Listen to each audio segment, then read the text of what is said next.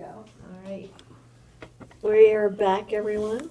We're going to begin our briefing, or continue our briefing, and move into support services.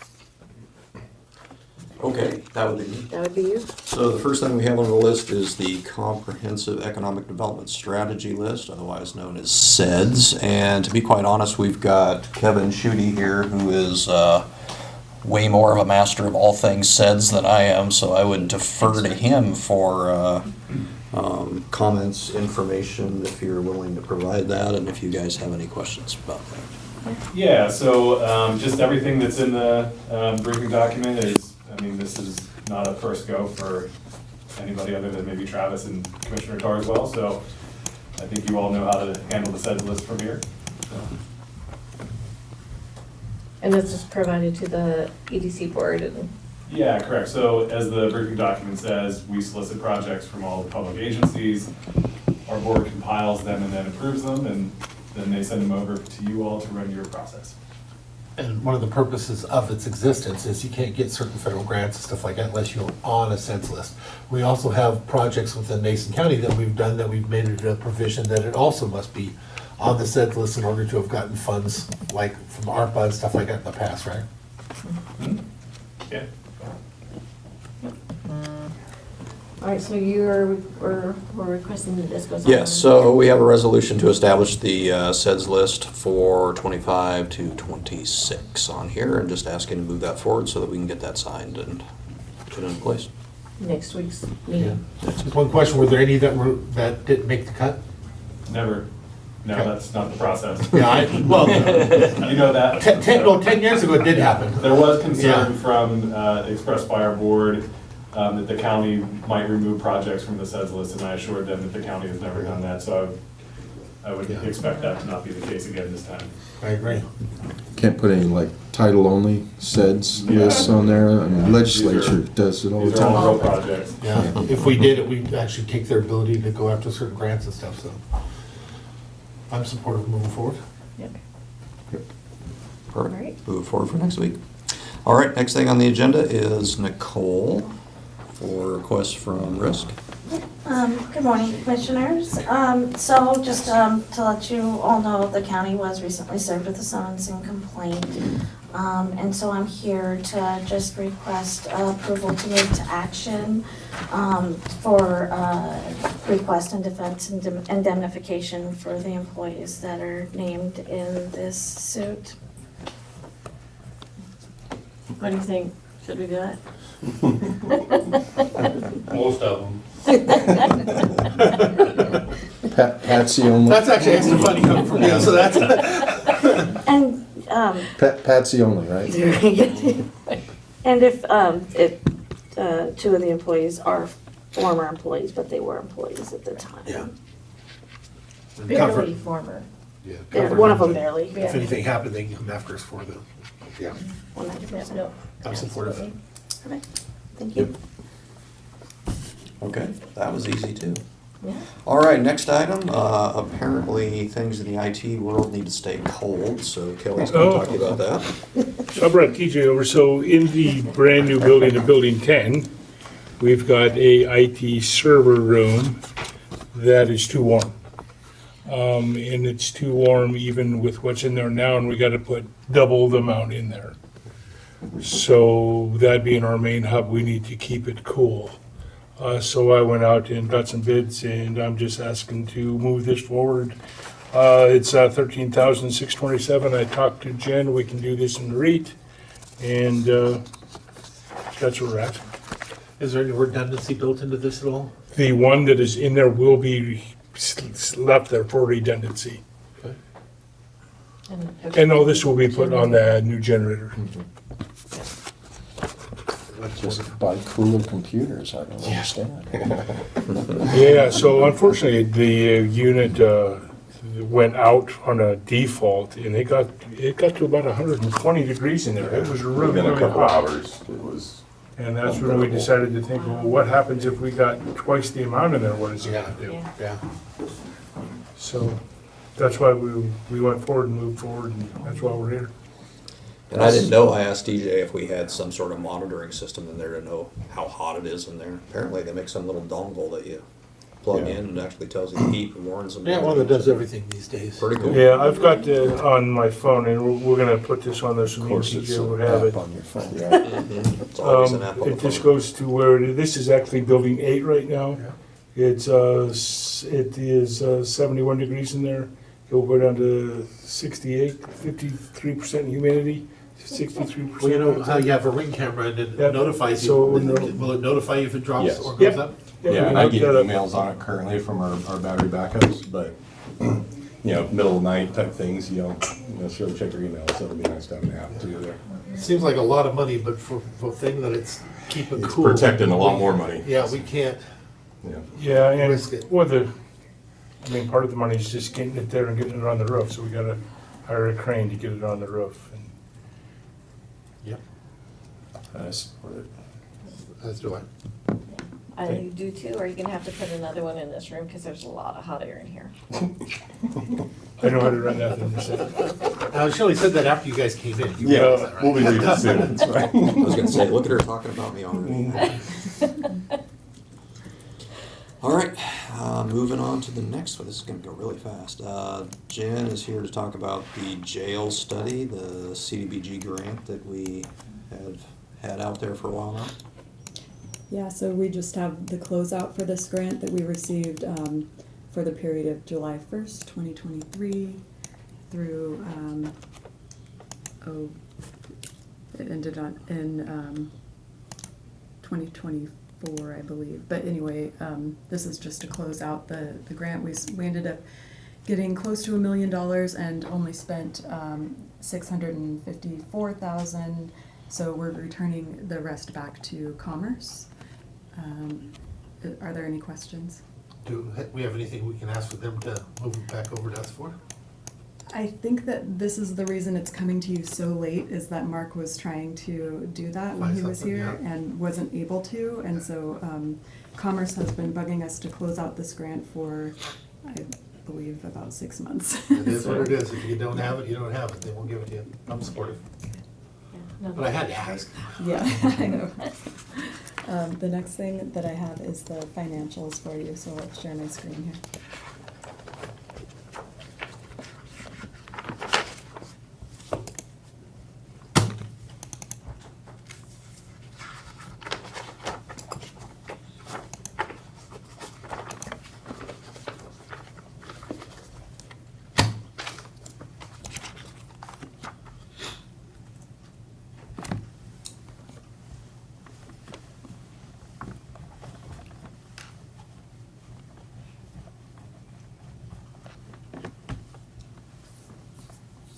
Okay, so beginning with current expense revenue, and I know it's a little bit hard to look at on there.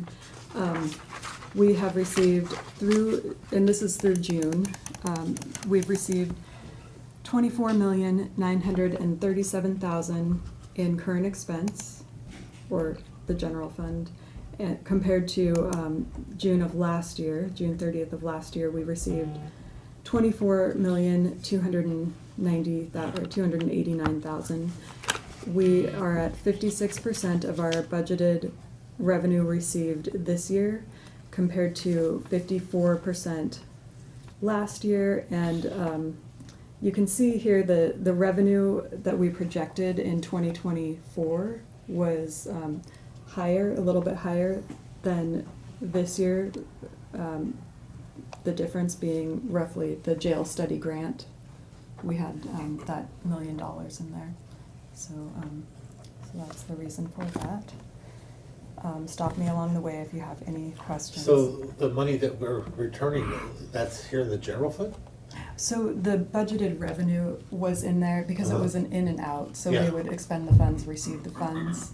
And so that was budgeted, but not all of it was received, obviously, because not all of it was spent. And so, Okay, so it wasn't received, so we don't have to, okay. no, I I'm just. with you, that was. Yeah, I just wanted to explain the difference in the higher revenue budgeted in 2024 compared to 2025. Moving on to the treasurer's revenue detail.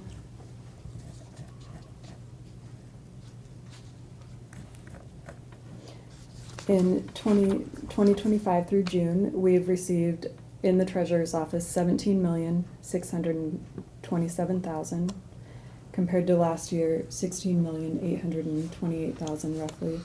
We're at 59% of the budgeted revenue received this year compared to 58% last year. The difference in the increased revenue is just a conglomeration of everything from property taxes to sales tax and a bunch of little items in between. So if there's any questions on that, let me know.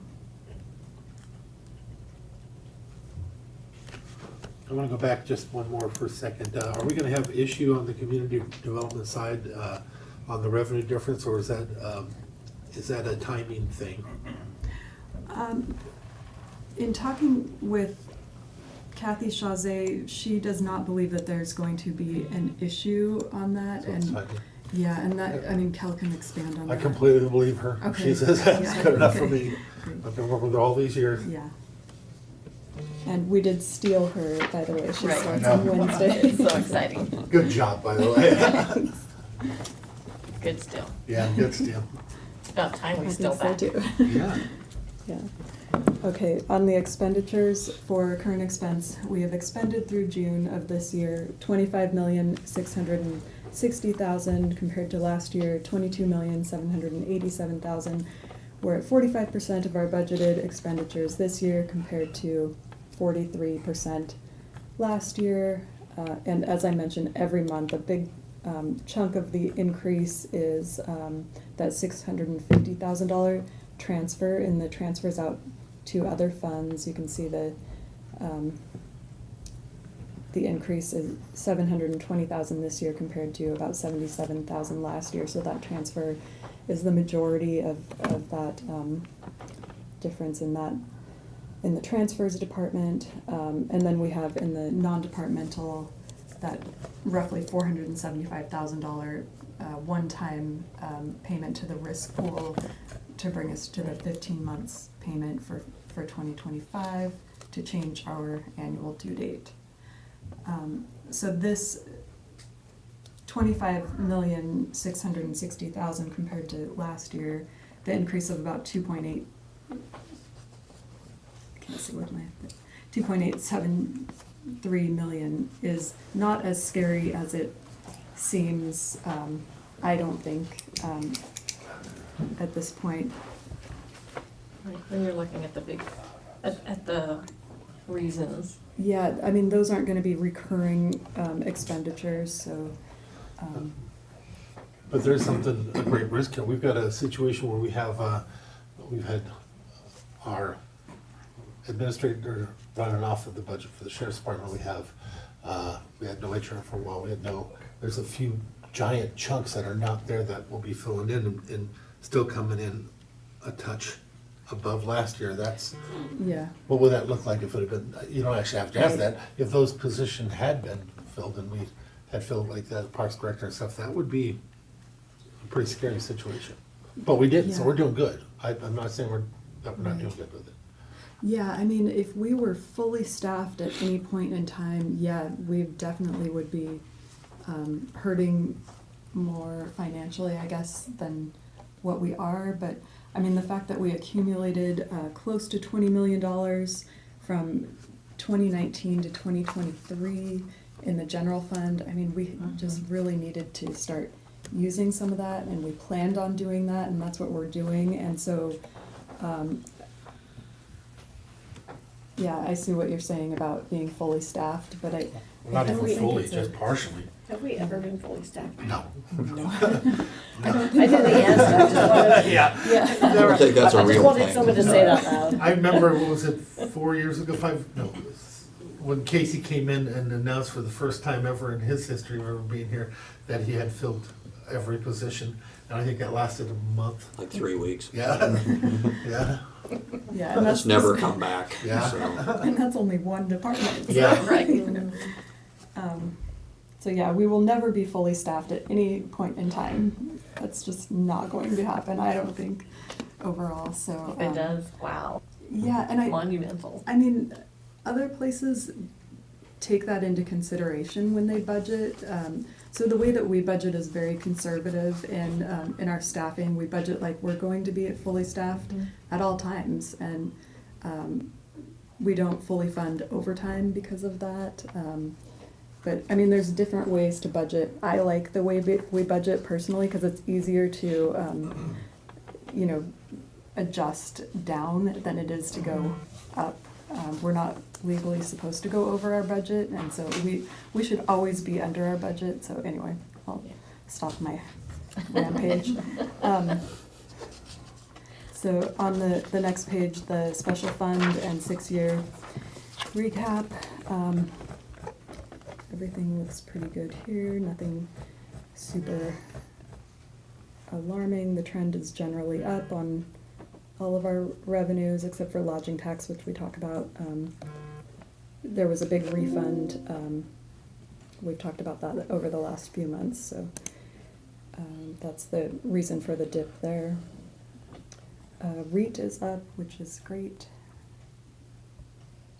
The county sales tax just continues to go up just a little bit every year. I mean, right now we're up 3.8% over the last 12 months. So we're projected to receive close to 10 million, maybe a little over 10 million if things continue to go up. We've received about 130,000 more so far this year over last year. So if you look at January through June, these amounts add up to roughly 130,000. Jennifer, if you can, for the next one, if you could provide just an extra sheet to show us so we're prepared when it does happen. We know that a couple times a year, it does drop below what we expected. So I'd just like to know maybe from last year when that was. We also deal with transit, and so it just came up on transit's radar as well. It'd be nice if I had some breakdown or historically that we. So you're talking about this is last year of 2024? Yeah, just sometimes we've gone backwards on our projection. That's, you know, the year before. Like this one, what is it you got here? In April, we were backwards 21,000. Mm-hmm. And that happens 2 or 3 times every year. So last year, I have that up now on the screen. Okay. So we have only 1 month where we dipped below the previous year, and that was January of 2024. We were under by about 23,000. But every other month we showed an increase. Okay. And I can email that to you or print it out. Yeah, if you don't mind, just Sure. do the same thing with include 23, 22. Okay. You know, I like to have 3 to 5 years. Okay.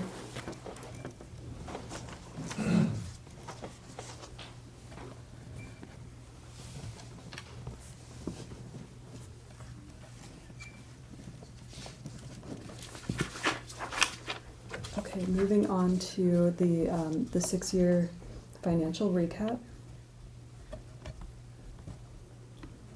So at June 30th of 2025, we had $26,301,533 in the bank for the general fund, and you can see all of our reserves shown up above.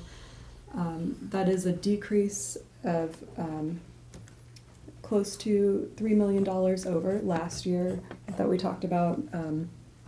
You know, not all of that is recurring expenditures. Some of it's one time.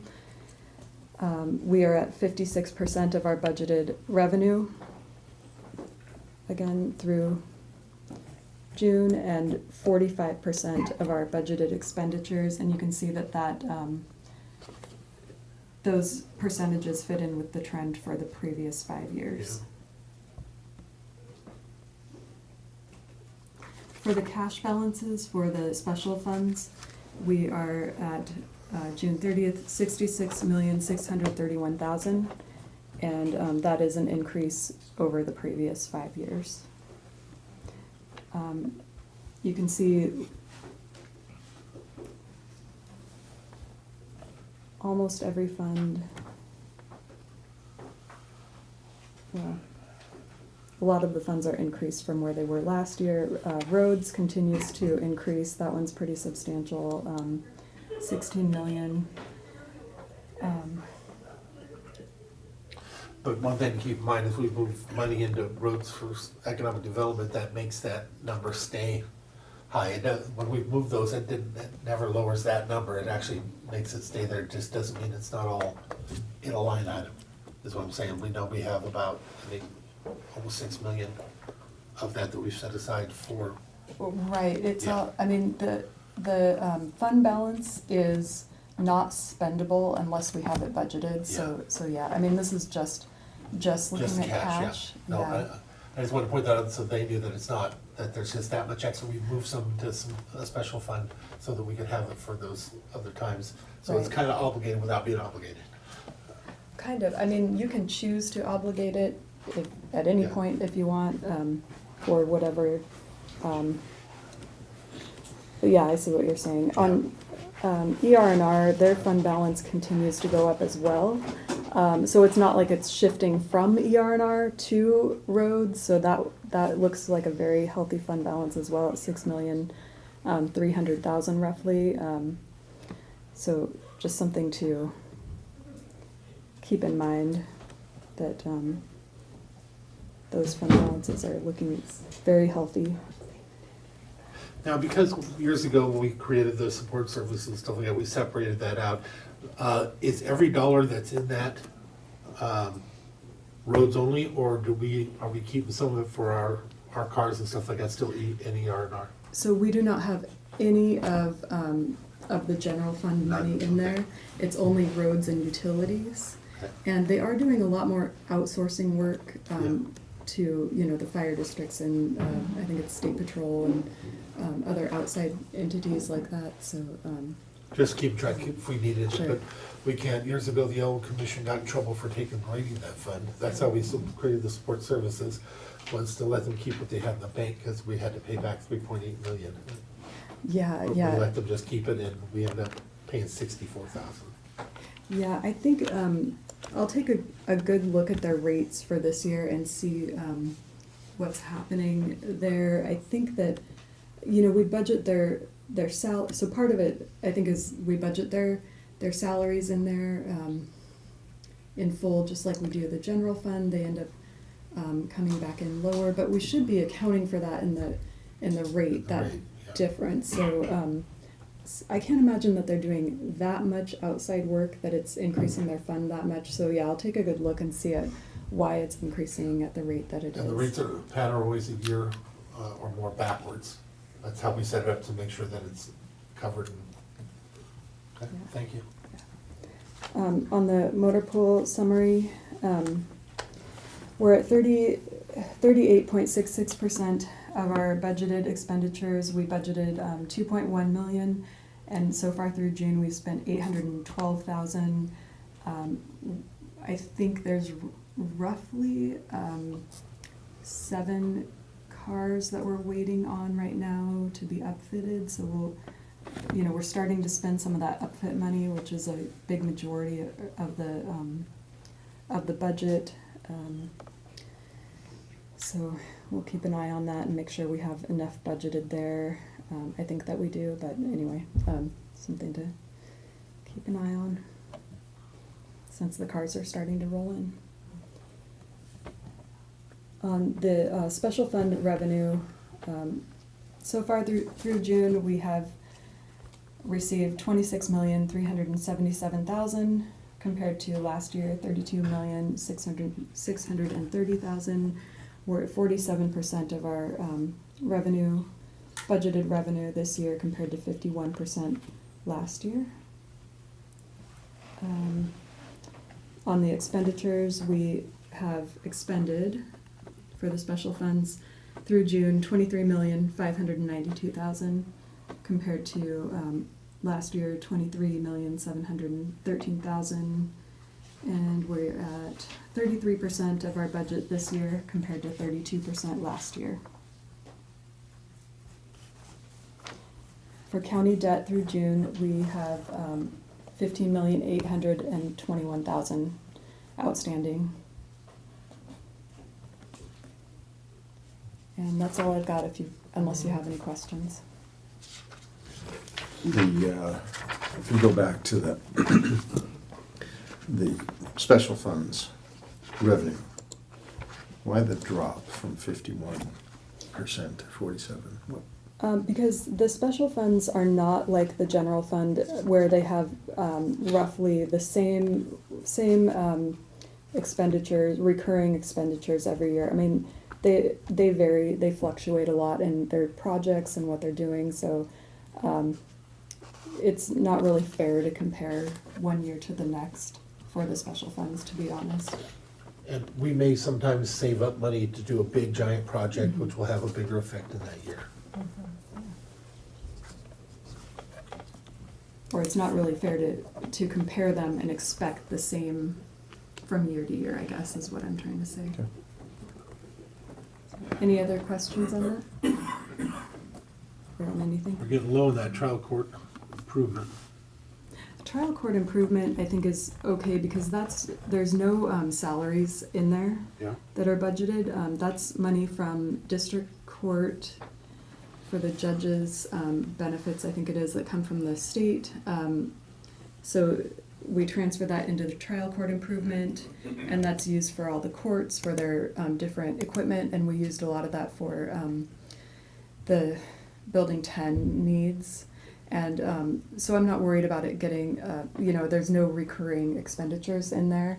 Law library is one where I'm more worried about their fund balance, since they do have salaries in there. I think they will probably be okay for this year, but for next year, I'm very worried about. Do you have an idea of recommendation what to do for next year? Or? I'm thinking, we might want to look at either doing a transfer from the general fund into law library, budgeting that in case we need it.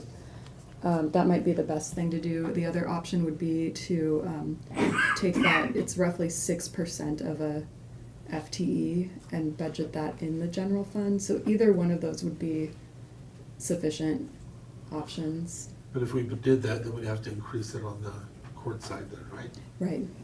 Yeah. So we'll remember that.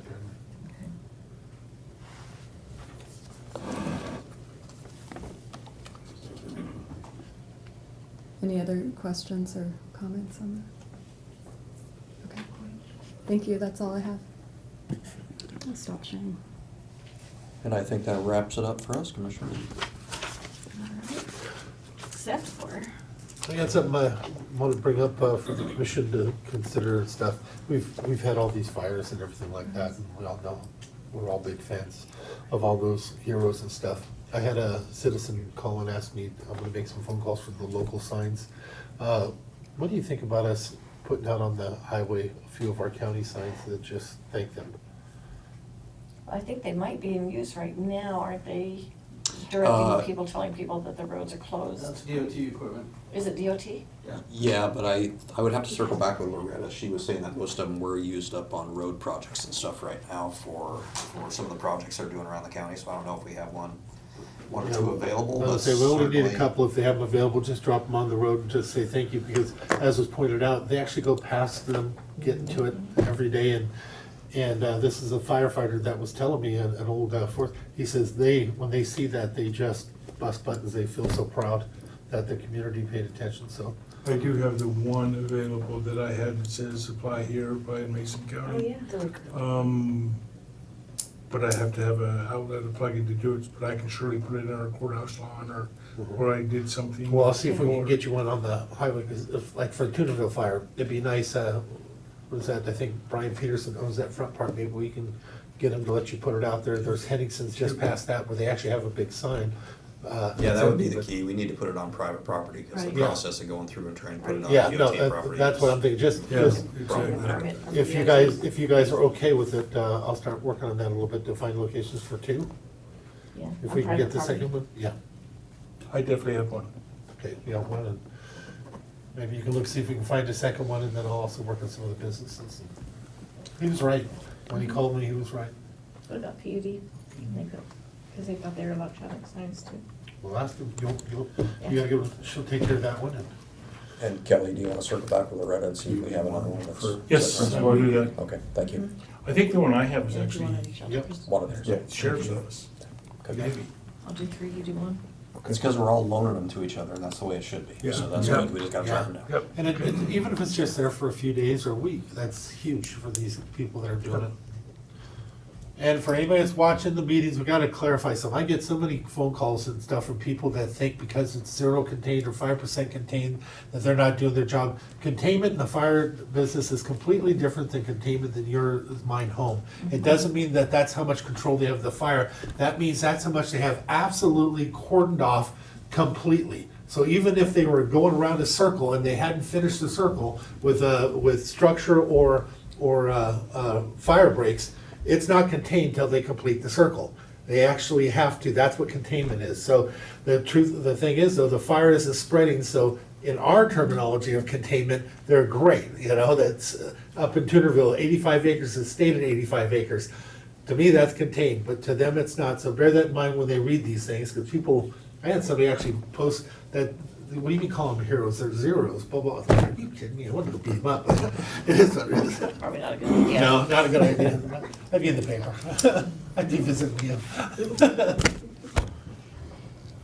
Okay, Okay, that was good for us. Thank you. Thank you. Thank you. so also included in your packet was the Oh, okay. Angela Avery law contract. Yeah, I was gonna ask, I looked at it just now, I read it a little bit. Okay. Okay. You want to talk about it? Okay. Yeah, that's something that I think that we need to Oh, okay. really take a look at, discuss where we want to go with. Yeah. I think it's us, isn't it? Yeah, office, but I think at this point in time, it's probably something that we should consider. We can work with Tim Yeah. and with Kim. Yeah, and we've got draft, like, agreements, we can just throw that scope of, that proposed scope of work in as the scope on an attachment, and then have just a standard service agreement contract. I mean, yeah, it seems pretty simple. I know myself, I'm not a fan of it, but at the same time, it is what it is, what it is, what it is. And I know that we've empowered you to go forward with doing, so I'll be going more off of your recommendation. Okay. That's how I always do it, so you're the one in the middle of that fire, so you tell us Well, what you think. right now Maggie does the bulk of it, but there's certain things that she can't do because she's not an attorney. And can we look to increase that status on that? We're looking at that as well, yeah. Yeah, Yeah, yeah, and I think Kim's working on Similar the subject. reclass. Yeah. Yep, and are you looking to circle back next week to talk about the contract? Let's do, yeah. Okay, because it's in here, but it wasn't on a briefing document or anything. Yeah, yeah, Okay. no, let's bring it back and we'll have Kim in the room as well. And maybe you'd be ready for recommendation or not? Yeah, Similar subject, the extension of the $50 an hour extra for contract public defenders that expires right. in August. So we may need to, we're gonna have to do something about it. Yeah, we are, for sure. That's gonna, I mean, that's coming up fast. Right. I think we should, for safety wise, even up it a little bit more than, but it'd be nice if we had a recommendation that we can go off of. I'm just saying, I'm open Maggie to said it. the $50 was working. And so if we. At least extend Extend the it. time. Yeah. Because it's coming up to be a deadline. If we cut that out, Yeah. it's like all of a sudden. No, we got could you bring that extension, how many months are you thinking, Commissioner? 3 months? Why don't we take it 6? to the end of the year? End of the year, okay. I would. I'm supportive of that. Yeah, that's fine. I see that coming as a freight train and we got it. That's because it is a freight train. You're right, I'm glad you caught that, because that fell off my radar completely. And that's the per hour for the defense attorney. Yeah. Right. For contract defense, Right. public defense. Yeah. Yeah. Okay, Yep, we can throw that in a briefing and bring it just next week, so yeah. Okay. that works. Who are you guys?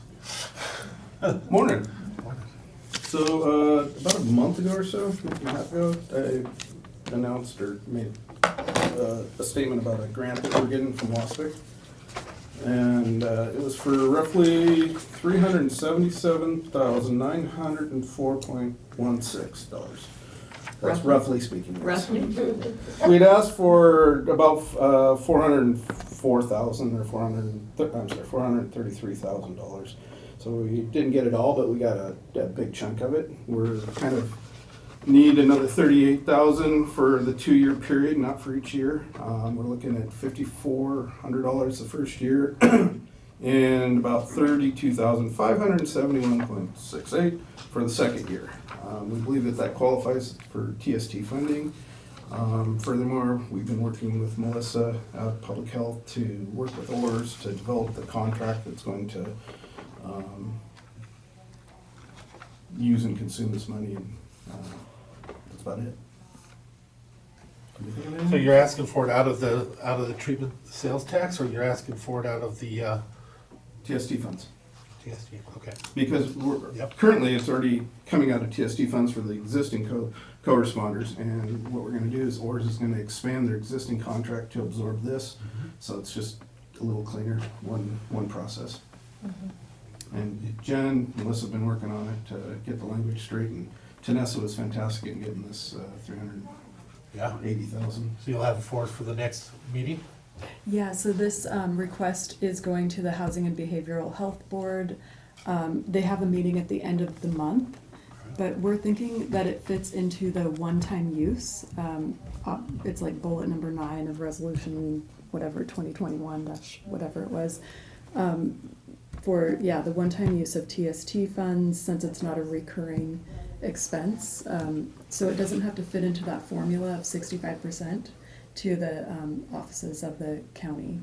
So anyway, so we're requesting that, but Melissa thinks, I think she thought it was a small enough amount that we could just, get it approved prior to it going to the board, I think is what she was saying. Within their budget, just absorb it, Yeah. and stuff like that? Yeah, That doesn't bother me, that's, okay. Pocket Within their change for yeah. that fund, yeah. yeah. And If it doesn't it's put a monkey wrench individuals- in your stuff, then No, I mean, it might need to go to a budget amendment, but we could do that, in the that's- second part of the yeah. year. Because the people wouldn't start until October, billing wouldn't start until, at least November, so we're just trying to figure out the whole process and where it fits in. besides there. that, they don't use all of it and tell them, we're good. This is, in the old days when they would first come in, they come in every month, every 2 weeks for a budget amendment, remember? Yeah, So they've learned to live within their means, and as long as we don't let them go over their budget, we got time.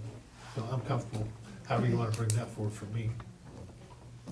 okay, great. This is great service. Did you look at their track record? Oh, yeah. They're critical, They've been a big help to us. yeah. So I guess the second topic is, it's come up, and I'm not sure if the sheriff had talked to you guys independently. He was trying to get hold of you guys to have a chat with you about jail housing and Nisqually housing and stuff. Did he? No? Okay. I know he's been busy with family, so I'm up on most of it, so if you tell me what I need. you want to run off with this? Sure. So we had a situation, well, a couple situations in the last month or so where our population spiked. We've gone over, we had like 68 people in jail one day, and we've been trying to manage the jail population around 60 with the staff, and we still have 8 vacancies over there.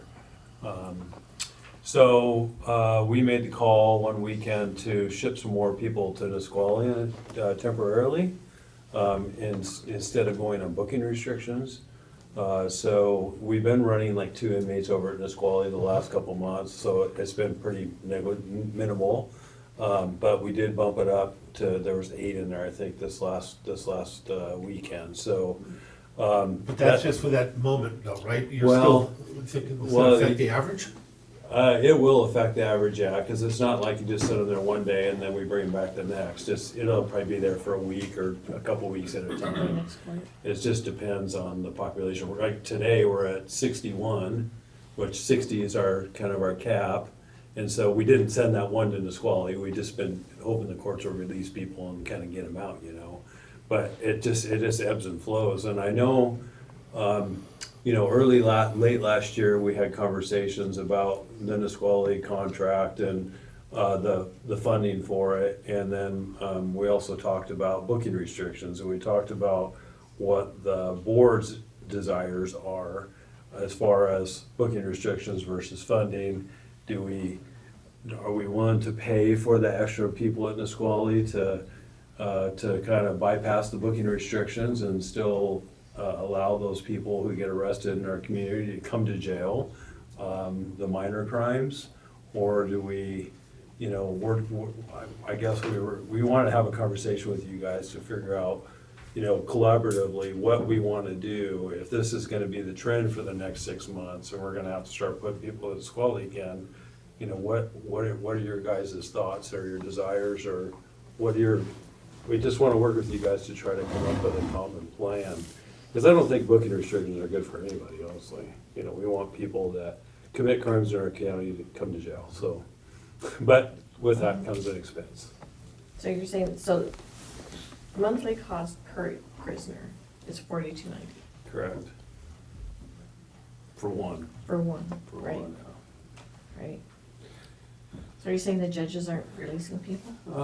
Well, I don't know if it's not necessarily the judges aren't releasing people, but it seems like lately we've had people that have committed crimes that are of the more serious level. And, the How do you detectives deal with and that? law enforcement, what do you do? I mean, we're still housing city prisoners, we're still housing DOC. So is the city taking people to Nisqually as well? Correct. How many are you holding in this quality at a time right now? There is 8 there today. There has been only 2 there for the last 2 months. And the only reason I didn't have June in there is I haven't got the bill yet. Right. Because I do have an opinion on it. I thought, when we set this up, it was under a dire situation. Right. Later on, we also reestablished it because we also knew we needed to keep an ongoing, I Right. know myself, in my mind, I had a vision of 5 on a regular basis, funding wise.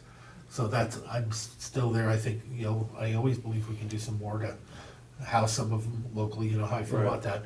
But always expected you would keep that contract and we'd utilize it for, Okay. that average. In my mind, when I was thinking money. So Okay. anything less than that is a win. Anything above Yeah. that is something to talk about, but I don't even see a bump if it's, 5-ish. yeah. Yeah. So that means 8 today, but, there's other times where, and I understand. Two, Yeah, maybe and one. I understand that, so that's where I was when we did it. I'm Okay. still there unless you think we need to have a deeper discussion. Good. I totally agree. We can't just let people not go to jail when they're committing crimes, so that's part of our responsibility is protect the citizens. Yeah. And So that, listening to you guys, though, it does mean that we would have to institute some sort of booking restrictions at some certain level, right? If you're saying 5 here and we're already at 60 or 61, do we continue? Well, I think it's a combination of the both. Okay. Personally, because I think this is nothing different than I've always been at when it comes to capacity. We've known that, but I'm still in the same. I do recognize where you're coming from, but maybe there's times where we bring it up a little bit inside with the idea that we'll move them out if we have to. But I don't want you to turn people away. But at the same time, I just don't want to do it willy-nilly. Right. I want more pressure on to house them, but continue to keep using that contract. Okay. And you realize that we're paying for this out of wage and benefits? Yes, I right? do. Okay. Yeah. But that was. And I'm just harassing the judge because he's in the room. I didn't even see anybody back I think there. you're doing a great job. How could you listen? Well, you didn't say anything. I was hiding behind you. Wow. So Under Sheriff, just so you know, one of the things about me, you are, right? Acting. Okay, acting Under Sheriff, one of the things about me, when I do the budgets and stuff in my head and stuff, I never see the money that is coming back as being part of something that's just expendable. That's actually considered when we do the budget, that we're gonna have unexpended budget authority that comes back. So it doesn't just belong in one department, it's part of the whole pie, how I look at it. So just to let you know, that's. No, I understand that, and that's kind of why I'm having we're having the conversation, is because we're going to be consuming those funds. Yep. And that's, But you're well within, you guys have done a great job and you're well within okay. your budgets. I'm not worried about your budgets. Remember, I've been around when I had to worry about it every day. That's not what it's like these days. I don't shine. Well, I'll keep that updated, the spreadsheet that was attached to the briefing, and I'll just, so you guys can look at it every month and, kind of get a feel where we're at and how much money we're spending and what our population is.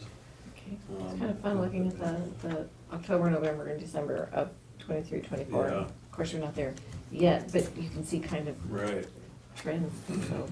And Yeah, now that's suddenly, God bless you. Well, that's just it, I Yeah. mean, our county population, doubles in the Yeah. summertime. So, do the calculations with crime, it'll probably be the same, But so. remember, you got all those months that it's 2 on average and stuff. I expected, like I said, originally I always thought 5 in my head. It doesn't mean if it averaged out 6 that I'd be upset. That's all I'm saying. I'm just saying, I knew that's what I was agreeing to when I agreed to it. Okay. 28th of September. Yeah, That's crazy. the fall was pretty busy, yeah, for Yeah. sure. Yeah, but, I would disagree. I'm not in favor of booking restrictions at all. Okay. Well, if We numbers try start to not to. change, we'll do what we have to do and come back and talk to you more. Yeah. Okay, thank you. Anything? Thank you, appreciate it. Cool, thank you. How'd you grow? In case I haven't said, thank you for the numbers on your route. That's what it means, that's what it means to be grown up. It means you're grown. We've had maybe, I don't know how many interviews have we do in the last couple of weeks, 5, 6, 7?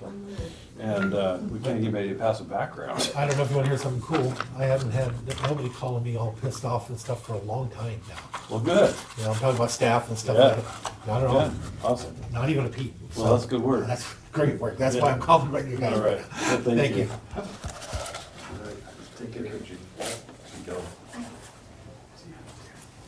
all right. I think we've got Melissa online.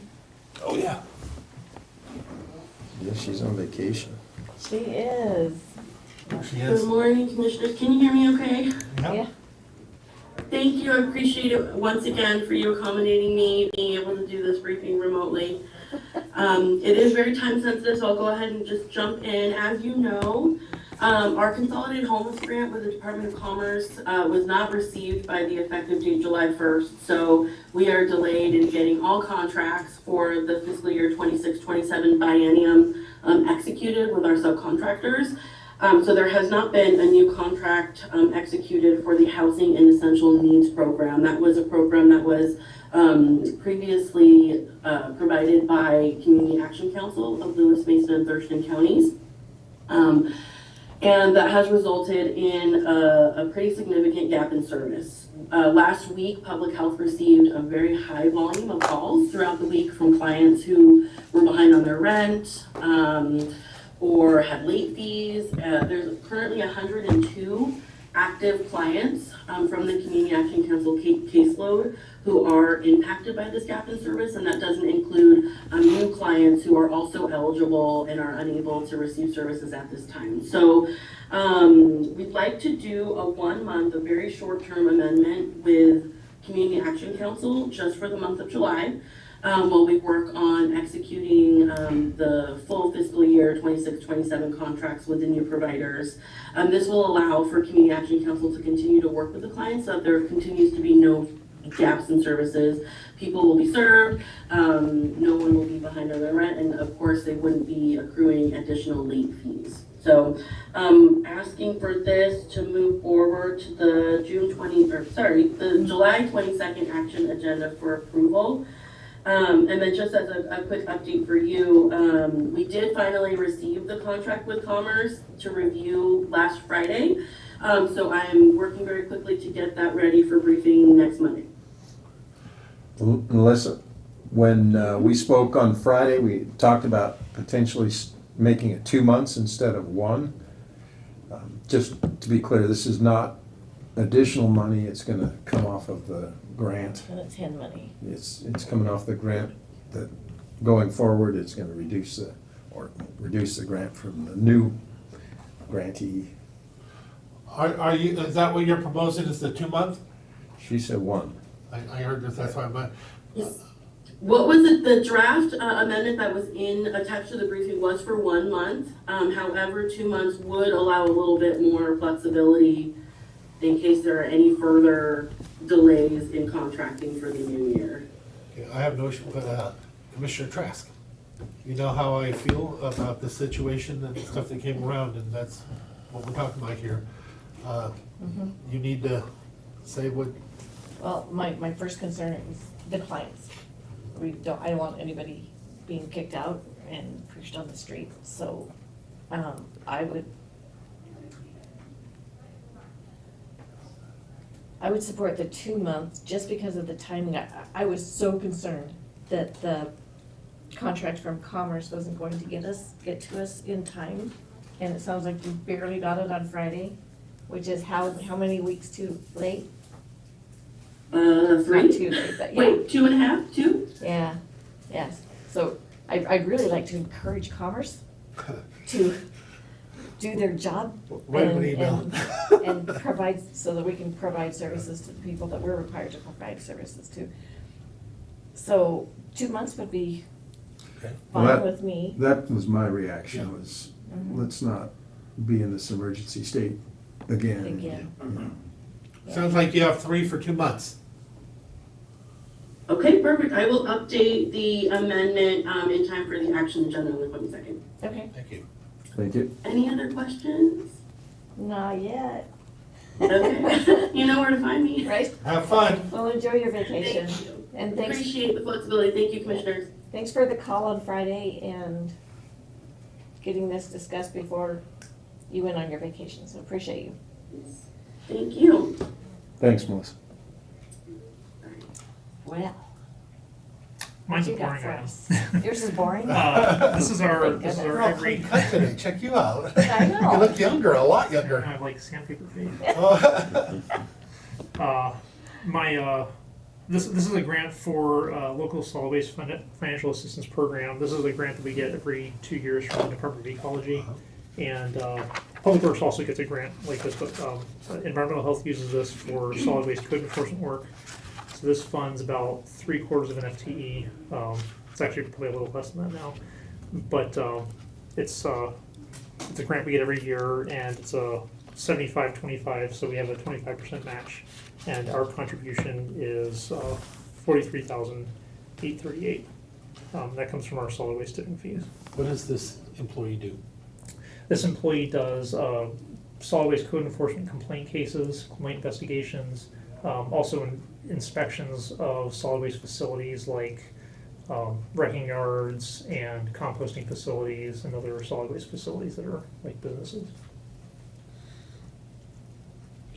So, I'm supportive, but I'm only speaking for myself, not the other commissioners. We had a situation here where the commission just stepped forward and said, we want this.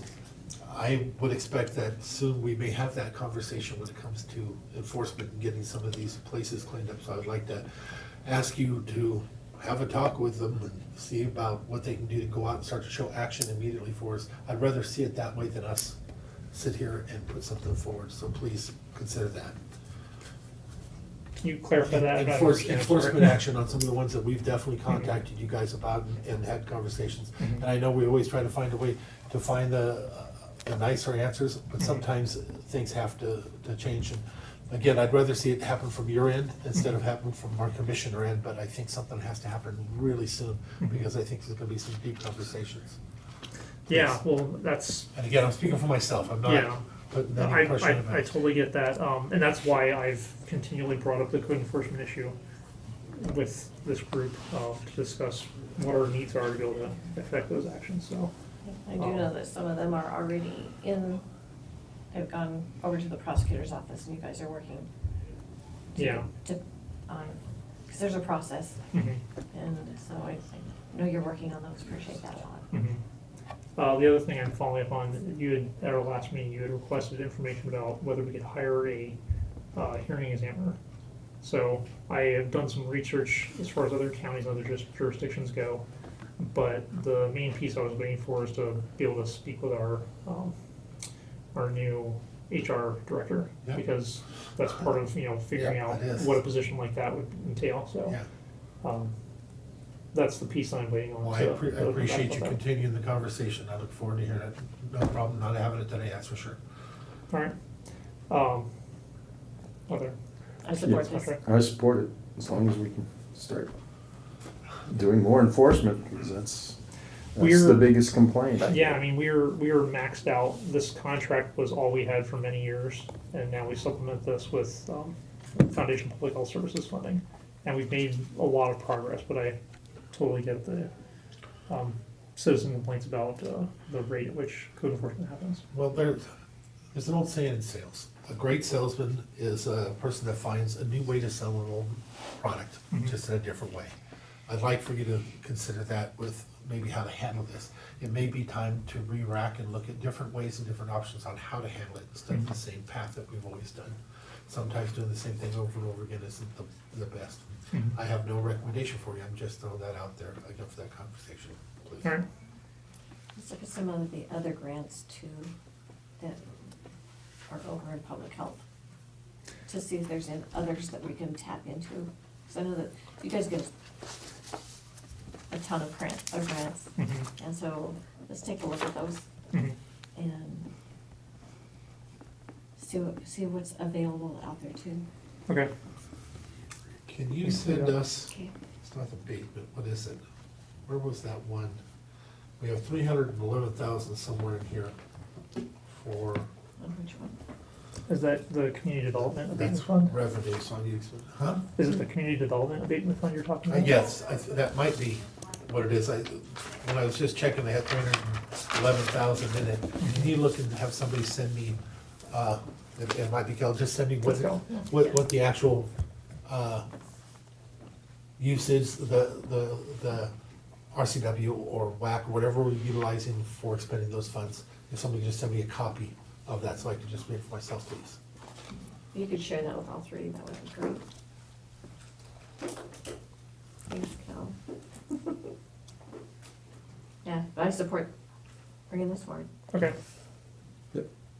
All right. Well, thank you very much. Yeah. Thank you. Thank you very much. Thanks. It's the abatement, repair, and demolition fund. So Okay. that may not be there, that may be yours. I don't Abatement? have a fund. No? I have no fund. Is it- DCD's That is DCD's, okay, thank you.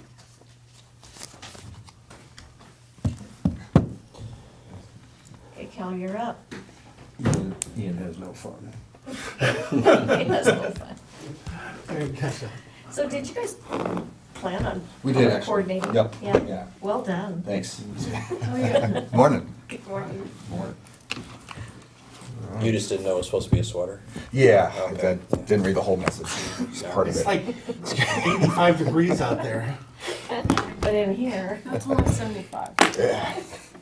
It's That was a cold front yesterday. compared to yesterday. Yeah. Yeah. 90 something yesterday. Thank you. All right. All right, quarterly updates. The last quarter, we did a pretty big dog and pony show, so this month we are going to just provide you some updates and then available for any questions that you have. Our numbers overall for permit numbers for the year are down comparative to other years, but that's to be expected given our economy. We're not concerned about it as far as our budget goes. We have some unfilled positions that we just don't plan on filling right now. And then we also have an opportunity with the city possibly at the end of the year, beginning of next year for the Lennar project. So we're not counting on that, but we are looking forward to that opportunity.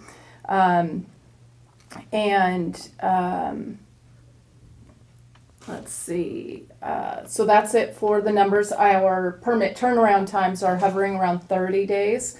That of course is completely due to our efficiency and nothing to do with down numbers or anything. Well said. On SmartGov, we're continuing to improve that. We're down one planner for a bit. And so we had Julie kind of hold off on, progress improvements on that and really just kind of monitoring day-to-day emergencies or what have you. But now that we've got that planner on board and she's already jumping into things, Julie will be able to move back into doing the SmartGov improvements. I don't know if we mentioned last quarter, but we do have single-family residential permits available online, and people are utilizing that. Yeah, I believe March 1st we went live with those. I think I shared some of those numbers last time, and I have some others which will be, I think, kind of enlightening on the use of that service, so. Yeah, so that's pretty exciting. Then on scanning, we did lose a scanner to the sheriff's office. So she went over there. We're not going to fill that position. The scanner we have is doing an excellent job, and now that those ARPA funds were moved over, we'll just utilize. She's doing great on her own, and so we're just plugging away at that. And that's it. I'm going to turn it over to Josh because he has a lot of Before you do, numbers. I want to Yeah. give you a compliment and say thank you for something.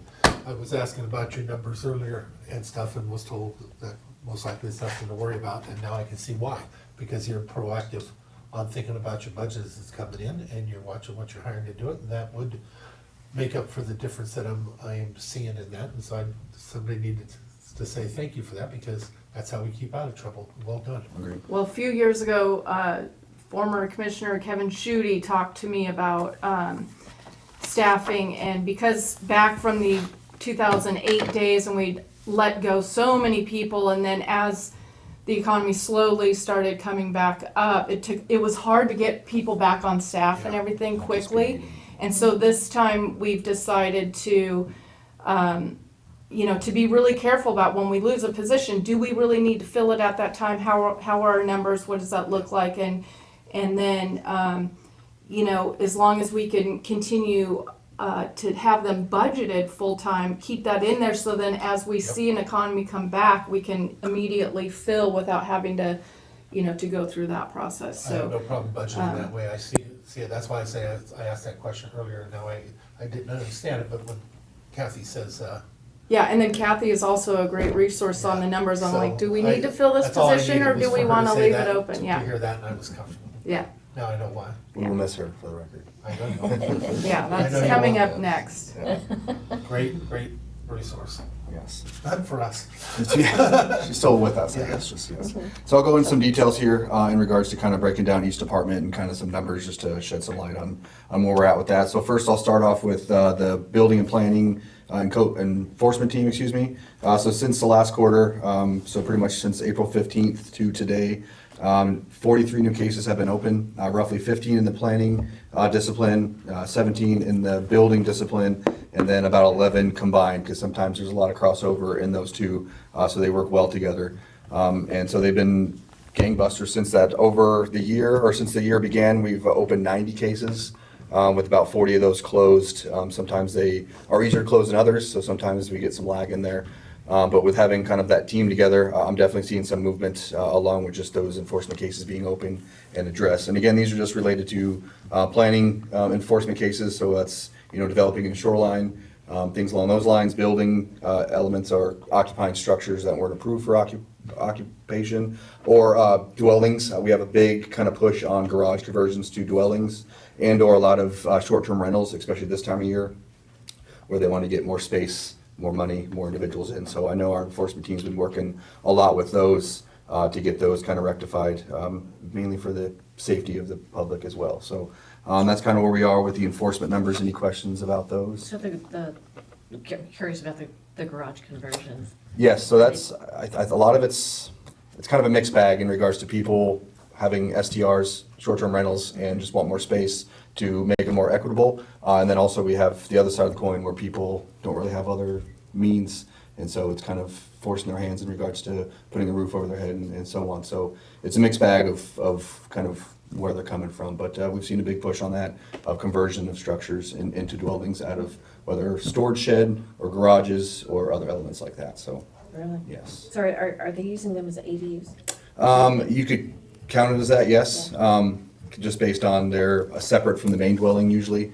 Some of the instances, mainly the short-term rentals, they're attached to the dwelling, so it can just be kind of seen as an addition to the living space. But yes, some of those are considered ADUs or could be considered ADUs if they went through kind of the approval process, which we're trying to walk them down that path by all means to make it Right. correct, or, share the bad news with them if it's not. So we definitely want to work with everybody to make sure everyone is given a fair shake and understand the rules. So Yeah, it's kind I'd of be a curious, tough place to be at yeah, times. be curious to see if there's any issues that we can ask our legislators to either make it easier for people to get the permits. Okay, and I think ADUs, and not to interrupt, have been a lot easier to obtain over Yeah. the last few years. Oh, So good. it's more just the process and then the means. Obviously, there's, water rights or, availability is a struggle. Septic sizing or, dealing with that in one way or another is also a challenge because, usually they're at their limit for their capacity. So adding that extra bedroom and so on is tough and or costs quite a bit to upgrade that system. So it's more of a financial kind of burden, let alone the kind of red tape, if that makes sense. Because ADUs have been made easier to obtain over the years.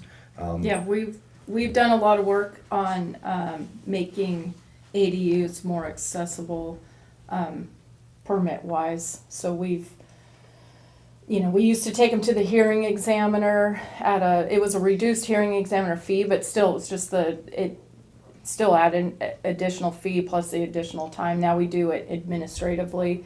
We've increased the allowed size from 1,000 square feet to 1,200 square feet.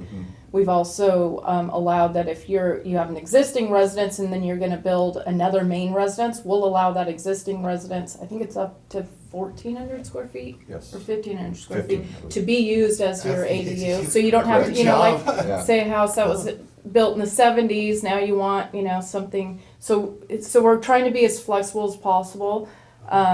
It's almost like the legislature is catching up with what we've already been doing, and we were never challenged in prior years for that. So now, but now it comes down to on the short-term rentals, folks just trying to maximize their own profit dollars, and maybe either not knowing or avoiding permit fees, maybe because of the water connection issues Yeah, or or the septic. septic.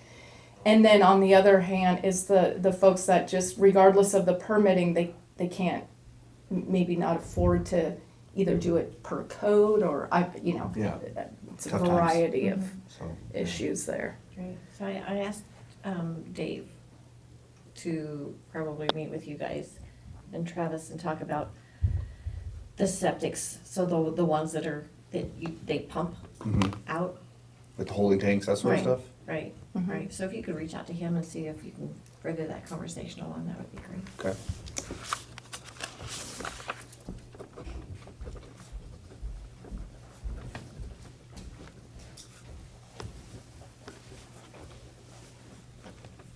I didn't mean to interrupt. No, I would have forgot, so I had to write it down real quick. Okay, good. So that's kind of covering the enforcement. So next I'm gonna roll into building inspections. So weekly, we have an average availability of 25 inspections per day, making that 125 per week and 500 per month. Those fluctuate depending on staff availability, sick time, vacation, along with holidays, and also maybe other needs of department if we need to kind of keep people in more to focus on plan review to kind of keep those numbers reasonable. So those numbers are always fluctuating depending on kind of the need and of the department and also the public.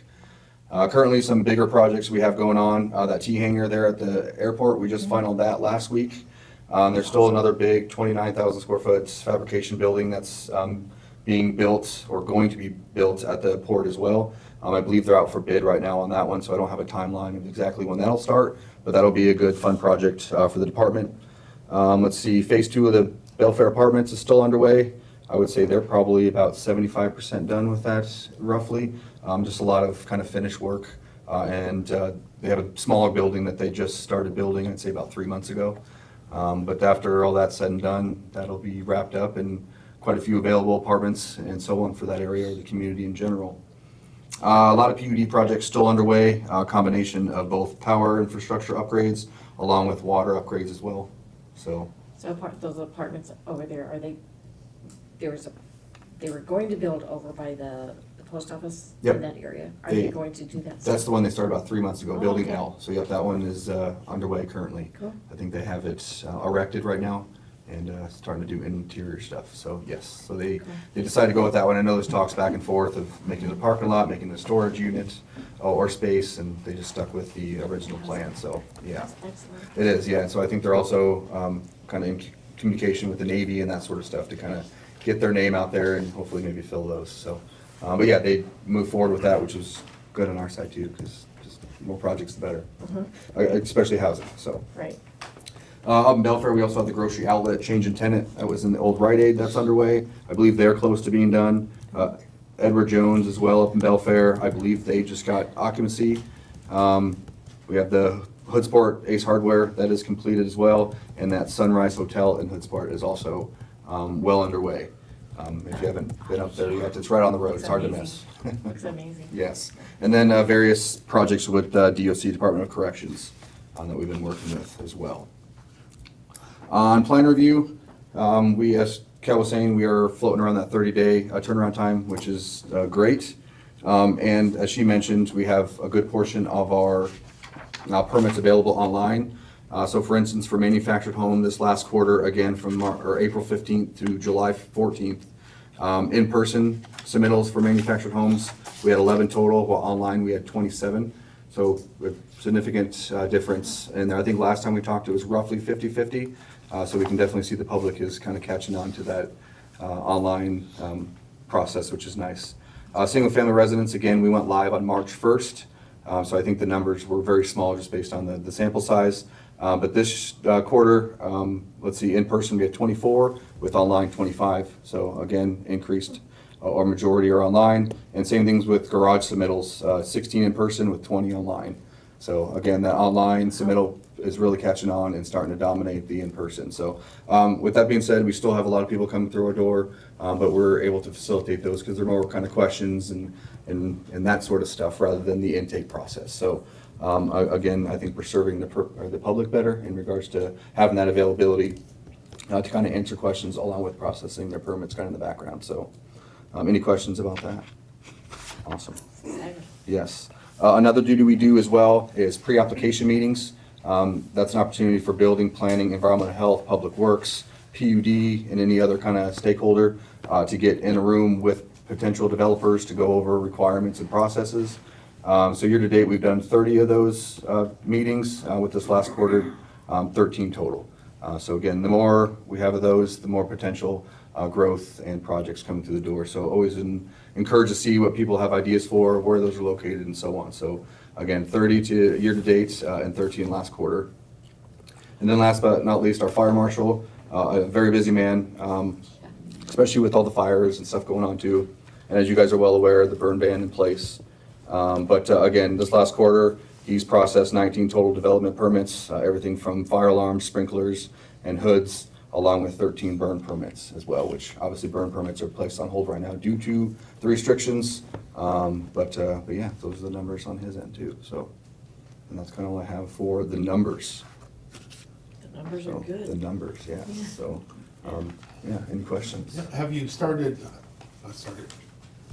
are you using often the idea of video inspection for a lot of these? We do some of those mechanically, or for mechanical inspections, heat Yeah. pumps and so on.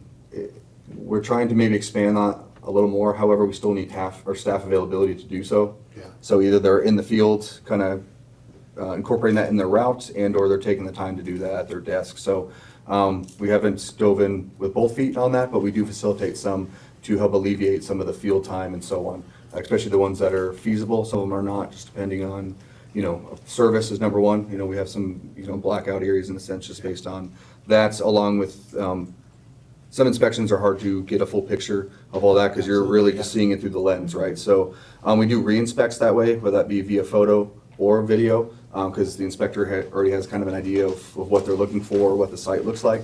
So it's, again, a little easier to facilitate those. But Well, I haven't gotten any calls recently, but one of the biggest issues was like when they had to do a pour. Mhm. And they had the contractors coming out and they couldn't get anybody to just measure to make sure it was 6 inches deep. Yeah. Those are the things I'm more worried about, but I Yeah, haven't if, had calls if, lately, so. if it's something like that, we'll definitely facilitate it, and I think every project is different in its own way. So that communication is key with our office along with the contractor or individual.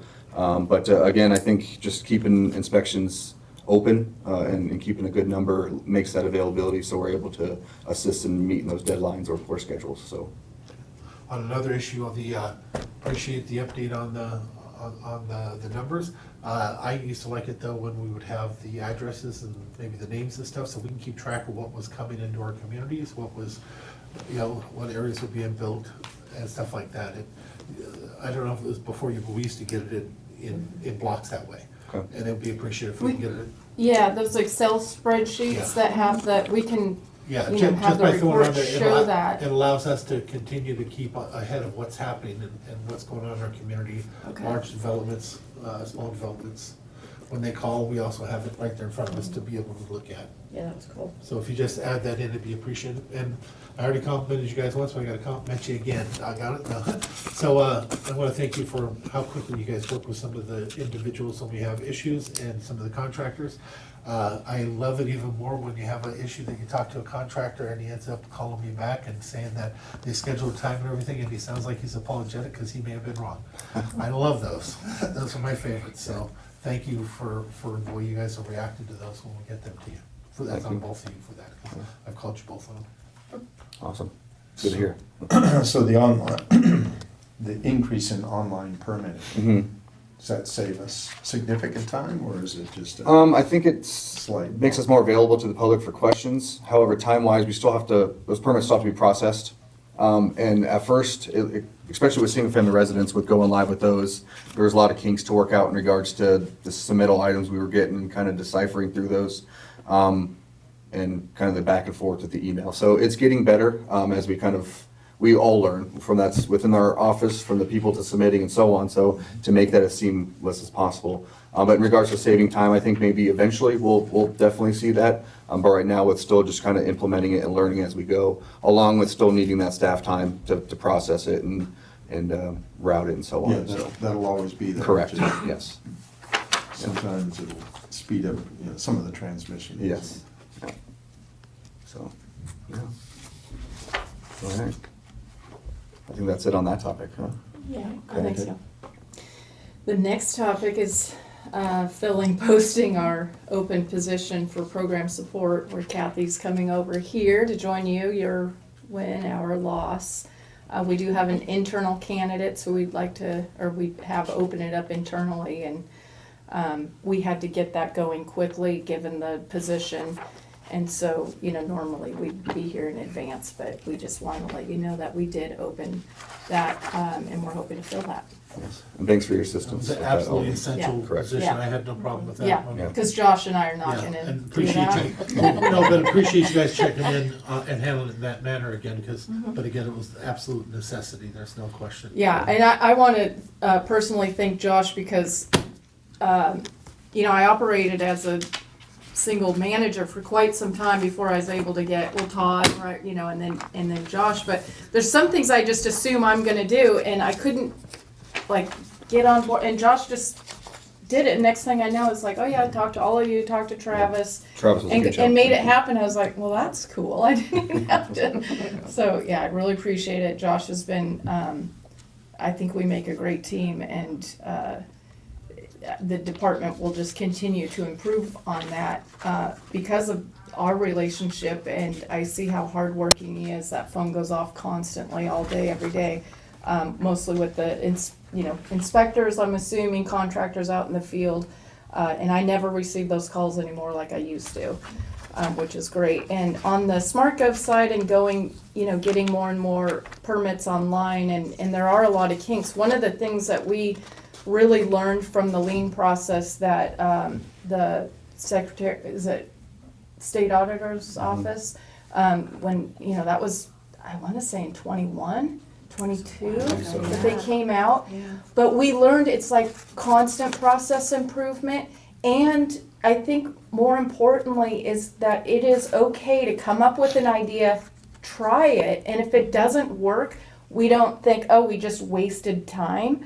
You know, whereas I feel like we may have been that way in the past. We were afraid to do anything different because we were so behind in permitting that you didn't have time to try something new, and you just kept going with what you already know, is barely working, but it's what you know. So now we're, especially with Julie and the SmartGov team, which includes Josh and all the permit techs, they're pretty amazing. They have these ideas and they all collaborate and they'll test something and they're like, oops, that didn't work, and they'll undo it. And I think that's really cool, and I would, recommend, any and all departments to have that mindset.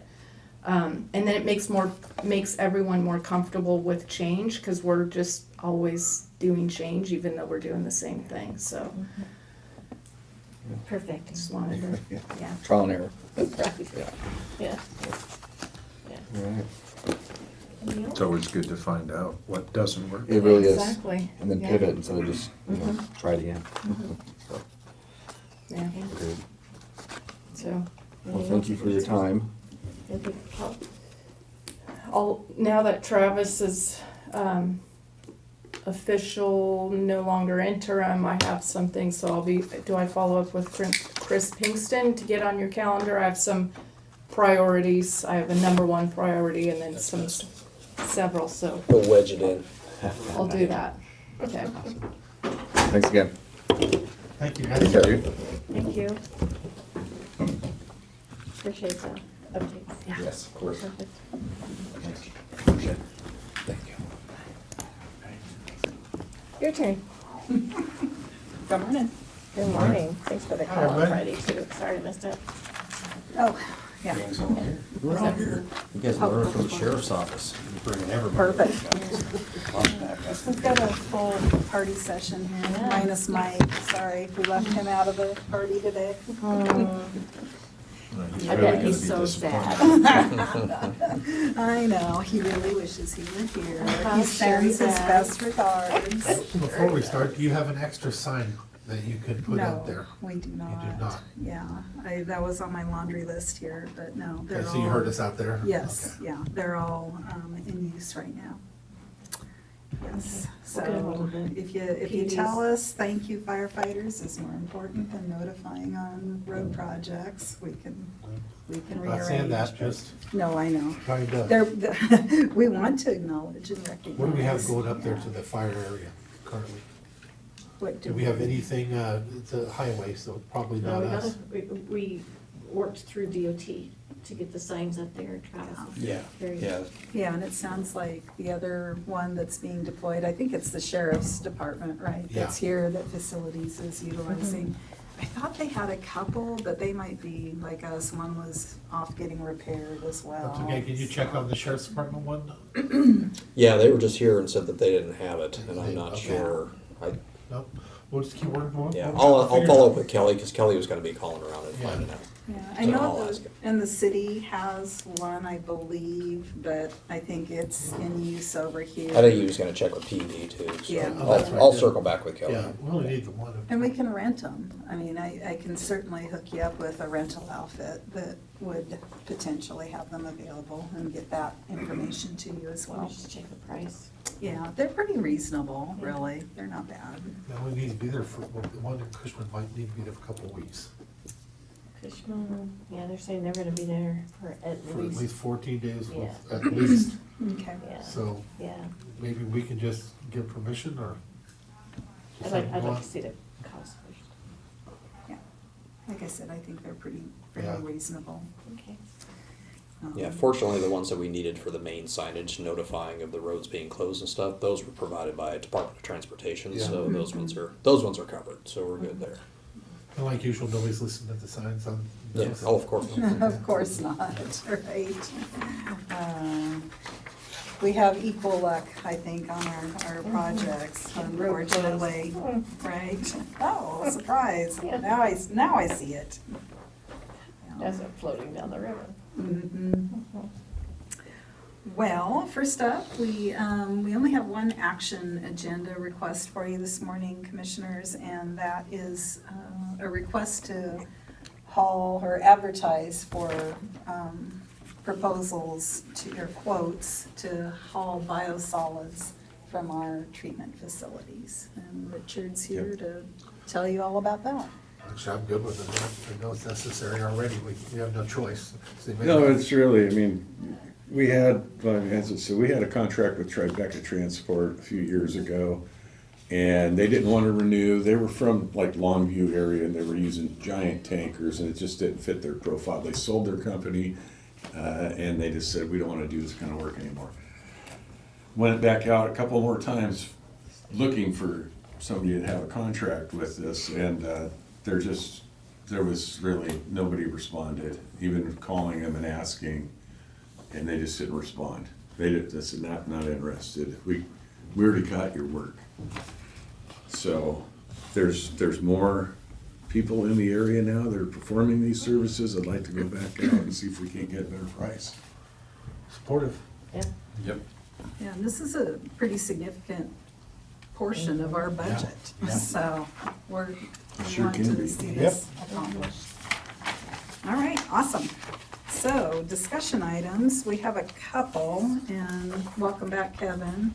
He was out for a week, he was struggling this morning, Oh, but yeah, I it was know rough. he's bright and perky and ready to go He's like, oh, now. it's Monday, okay, let's get going. That's right. First, it's not on here, but I think Health Department briefed this morning about their LaSWIFA grant. And I know that Kevin and Richard have been, and Michelle have been working with Ecology for our grant also. So we'll be bringing that, we'll be taking final review and bringing that back for briefing and action as well, commissioners. So that's coming. Second up, though, we have the solid waste recycling and outer station contract that we currently have with Mason County Garbage, and that expires in April. April 2026. Yes, so a little less than a year. And we have taken a look at some options. One of them being, does it make sense to do this in-house? Does it make sense to extend our existing contract? Does it make sense to go out? And so if the answer from commission is let's go out and advertise, you remember the last process, we wanted to have plenty of lead time to do that. In this case, we are not recommending that we go out, but also wanted to share the analysis that Kevin and Richard did in taking a look at what would it cost us to keep this work in-house. Bottom line up front, we're not recommending that either, but they are more than happy to walk through the analysis and share some details about why. And then, of course, we just want to answer any questions you may have and see if you've got some direction one way or the other about extend, don't extend, go out, bring back some more information. All right, Kevin and Richard. You wanna go first? You go. Okay. So Mason County and Mason County Garbage, we got the recycling and outer station box haul. Like she said, it expires in 2026 of April. The annual price increase calculations change from 90% of the June to June CPIU, Olympia, Washington area, to 100% of the January to January CPIU. Proposing the contract renewal term of 10 years with an option for an automatic 5-year renewal period. An update proposal rate schedule. I think you guys got a copy of it. Yeah, so you can take a look at that. And all other terms and conditions are expected to remain unchanged.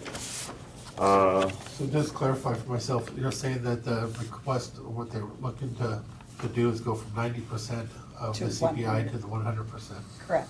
So that was their increase. Were they going lower? Okay, I'm with you. Sorry, go ahead. No, no, you're good. I had to ask the same question. Do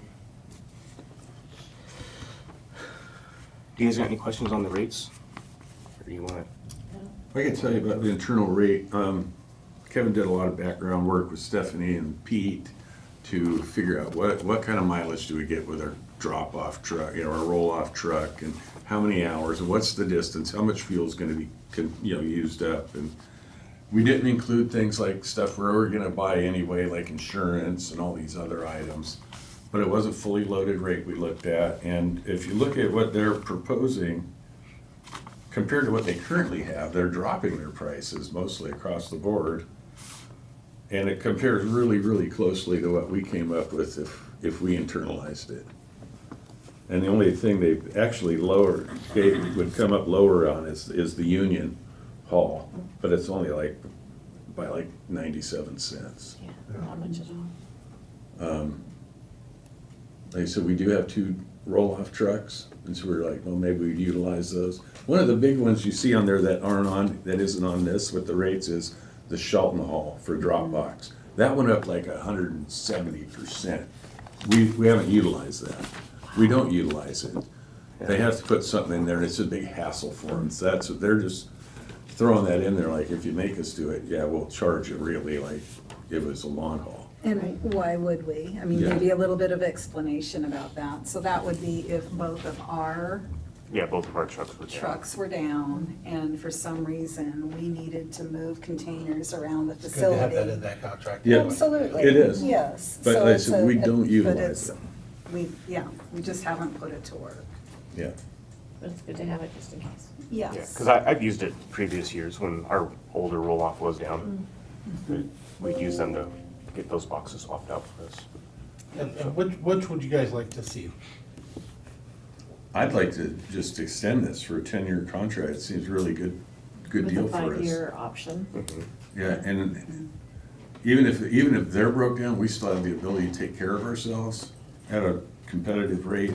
To me, that'd be the best thing to do. Will this come into conflict if we decide to do, if we ever decide, and I don't know we would, but we've been hit up over a few times over it, decide to go private and have our utilities and stuff run by somebody else, by like Republic was the last one that wanted to take over everything and stuff. Right. What would that look like if we had contracts that were extended out that far? I think we'd be obligated to this contract for the 10-year deal. Yeah.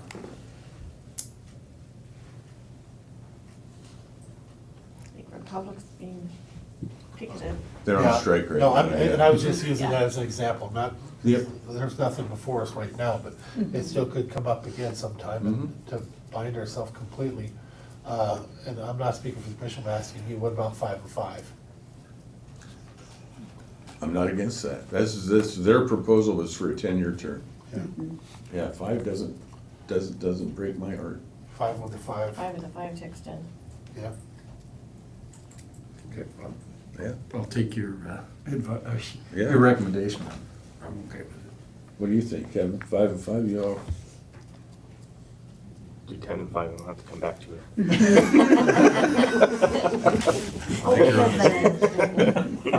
It's Monday. Love coming back to us after vacation. I'm with whatever you guys would like to do, so. I think it gives us most flexibility right now, because you don't know what's gonna happen on that, especially right now in that industry. Mm-hmm. How long did we have? 30. 30. Yeah. Yeah. And in terms of just workability with Mason County Garbage, Kevin knows on a daily basis, he's working with them. They're in constant communication. They've been very, very responsive, easy to work with, reports submitted timely, all those good things. So they've been a good And got us our contractor for vouchers us. when we needed them. Yep. Absolutely, yeah. That's an important one to me, because it's really helped a lot of our people. Equipment-wise, in good shape. That's the other thing. Richard and Kevin and Stephanie and her team were looking at apples and apples on the labor side, but if for whatever reason we were to take this over, I mean, they have equipment invested in this. So if we are not contracting with Mason County Garbage, somebody else has to bring a lot of containers to the game. So that's a big upfront capital. So either you have them on hand or you don't. Yeah, and those big ones are 15,000 a piece. And there's a third option, just thinking it through, 5 with the ability to do 2 at 5 each. So that still locks it up for 15 without having to go out to contract. Right. Yeah, I like that. I mean, if they're performing just like they are right now, Yeah. it's great. But it just gives us our And it protection just- if we need yeah. it, which I don't think we will, but Just, so what do you think of that? It'd be a total of 15. Yeah, so it'll be 5 with the ability to bring up twice at 5 each. I like that. Just Depends on how they feel about it. Right. Yep, right. Yeah. So we'll Doesn't hurt see. to ask. We can ask. But I Thank have you. been happy with what they've been doing, how they've treated us. Just wanted to get that out there. No, they're awesome. And it's really nice having them on the SWAT. Mhm. Absolutely. Yeah. Yes. They're a benefit, that's for sure. I kind of know trash, I don't know. So thank you on the Yes, vouchers. they Ask if they'll do. do a few more. Please. You can do it. Yeah, ask them if they'll do a few more.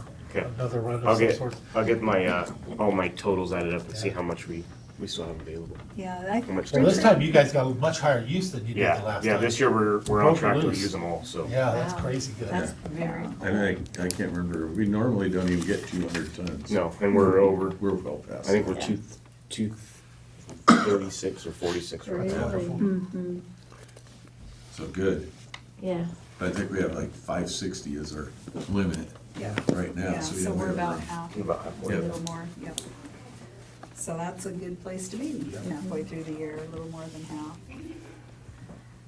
Okay, next up, water and sewer utility rates, the long awaited. So we've been talking and talking, and last time we met, commissioners, Commissioner Trask asked for, what would a 5-year game plan look like? What are you recommending if we were to do rate increases?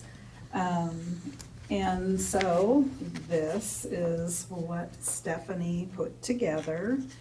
And some of it matches up with previous discussions and comments for preference from commissioners, and of course, some of it does not. So I just want to acknowledge that right up front. The only problem with that is I sure would have liked to have seen what it might look like on paper with it. And maybe, you know, you can get that to me, because I didn't bring that note with me, that I had written each part down to see the difference. Oh, okay. Yeah. From Gotcha. previous recommendations? Yeah, when Gotcha. you guys wrote down everything I had, that's Yeah. why I didn't worry about it. Okay. So if you don't mind, I'd like to see what that looks like. Yep. So I don't have to relitigate it in my own brain. Okay, all right. I think for the sewer, we're on par or on track with what all 3 commissioners were looking for. So one of the things that we basically talked about 10%. And then also over the course of time, I think Commissioner Netherland, well, maybe all 3 of you had talked about getting closer to a similar rate for our sewer systems. And so you can see that in Stephanie's tables here, that while there is some slight difference, and as there should be, because there are different utilities with different customer base, different needs, all those good things, but we are approaching a similar rate.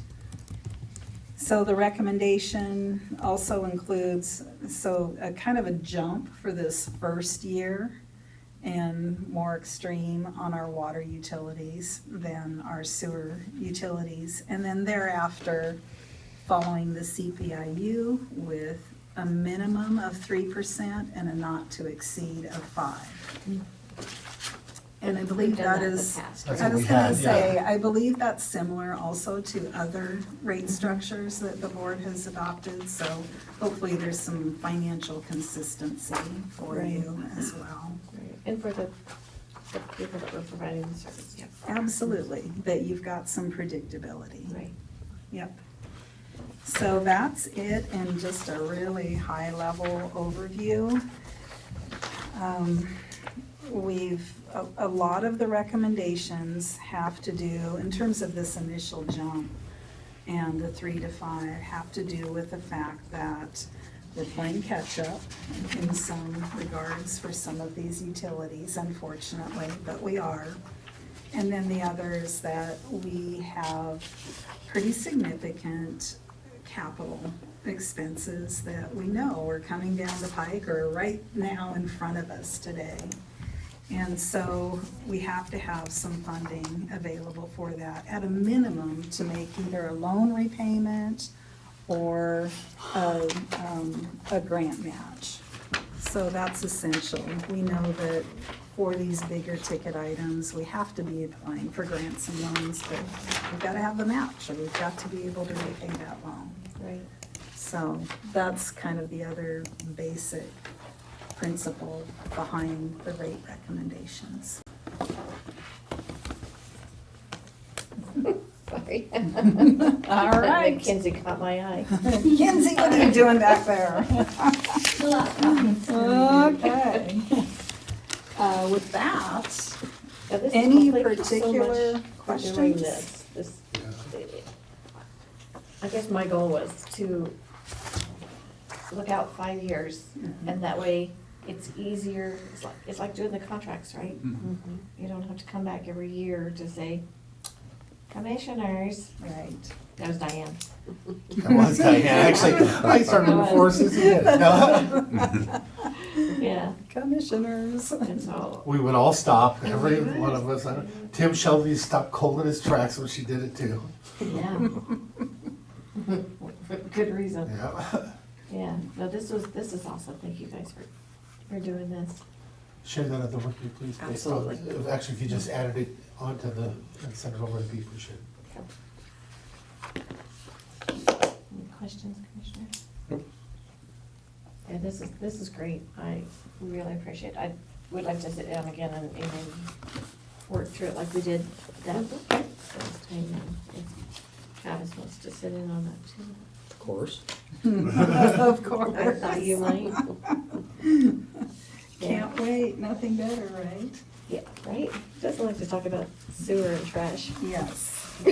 Yes. Well, I did indeed. very much enjoy having you two come down and spend some time and talk through all of the details of it for each one of those. It was very helpful and instructive, so thank you for that.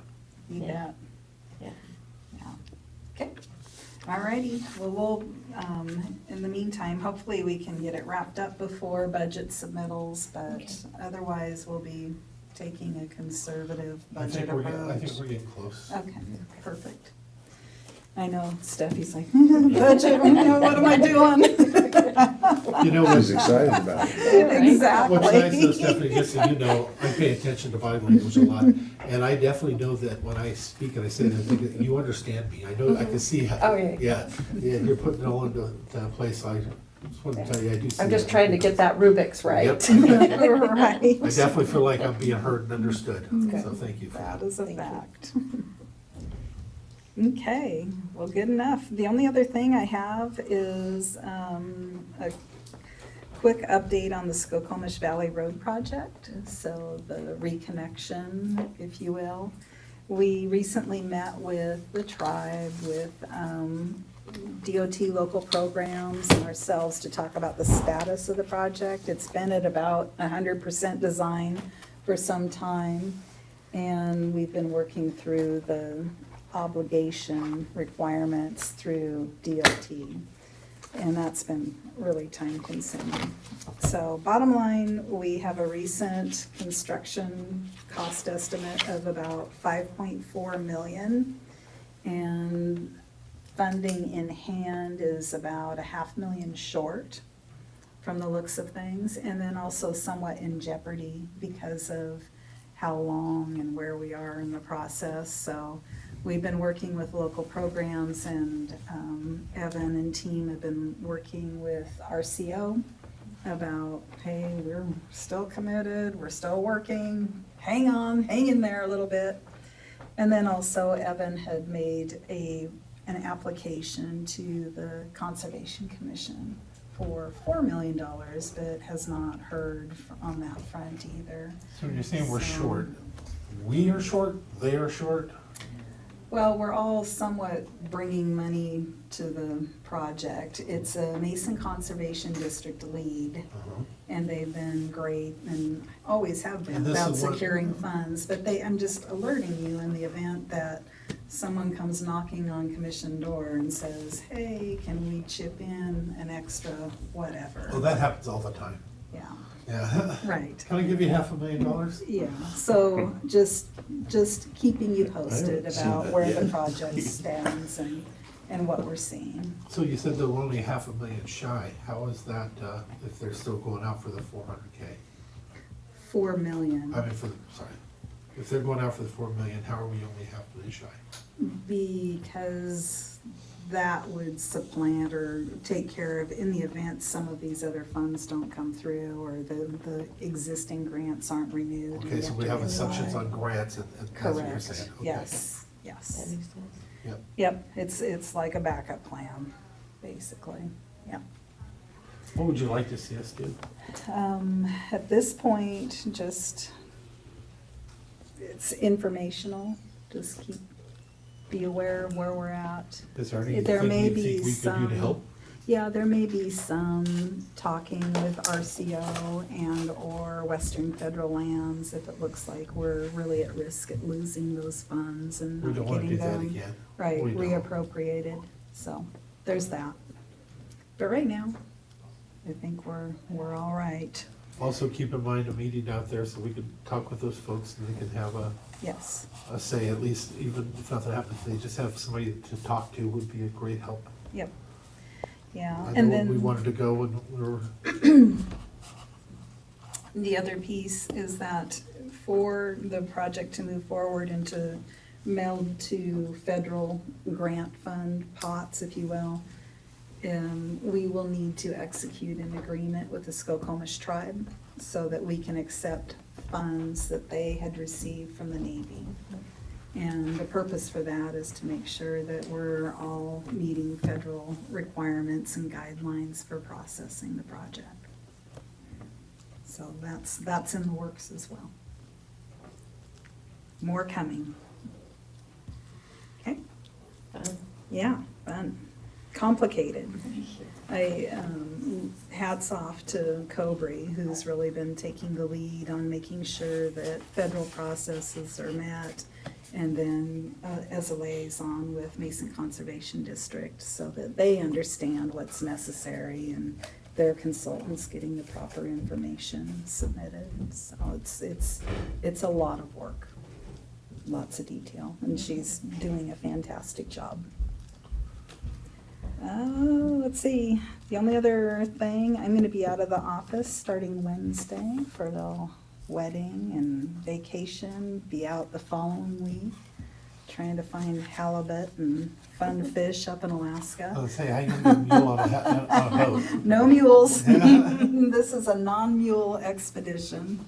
So, Mike will be the taking over in charge overall, but always if you've got solid waste and water sewer things, feel free to reach out to Richard and Before you go, Kevin. make sure you talk to Dave, and Dave met out there with Bill and stuff, and he did I have spoken an with, incredible job again. Yeah. He just does, he works really good with, especially contentious things, and of course, some of that's my job is to get in the middle of when it starts to, but then he comes in afterwards and he starts massaging it and putting it together, and it was a great meeting when it was done.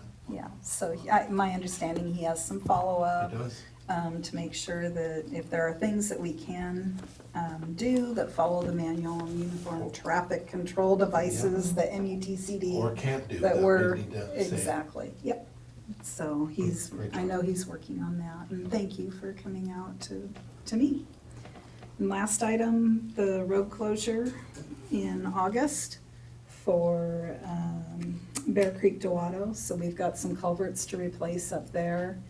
And there's no easy way to get around or do a detour, like a quick little detour while we have the culverts out. They're large pipes. So we are doing a road closure. And part of I think you have a map or had a map included in here. part of the detour will be on Belfair, or excuse me, where are we going? Yeah, Belfair to Huya. And we've got some chip seal occurring, so part of the detour route that was gravel will be chip sealed. So hopefully it'll be a better detour route for our citizens. And we'll work hard and fast as we can. How big is that and how much? It's How- great that we're doing it. I'm just Yeah. wondering, how big of a stretch are we chip sealing off gravel there? Mike could have it off the top of his head from mile post to mile post, but it's a good stretch. Sorry. One? I think Two? longer than that. Yeah, we'd already chip sealed last year, if you remember, and so this is the remainder. We'd done some widening. I think Commissioner Traskey had been out to take a look at the work for the Awesome. widening, and yep, now it's getting that all chip sealed. Is that where we took you? No. Well, maybe you and, I wasn't on that wild and wondrous road trip, but this was the previous year that we were out there. Oh.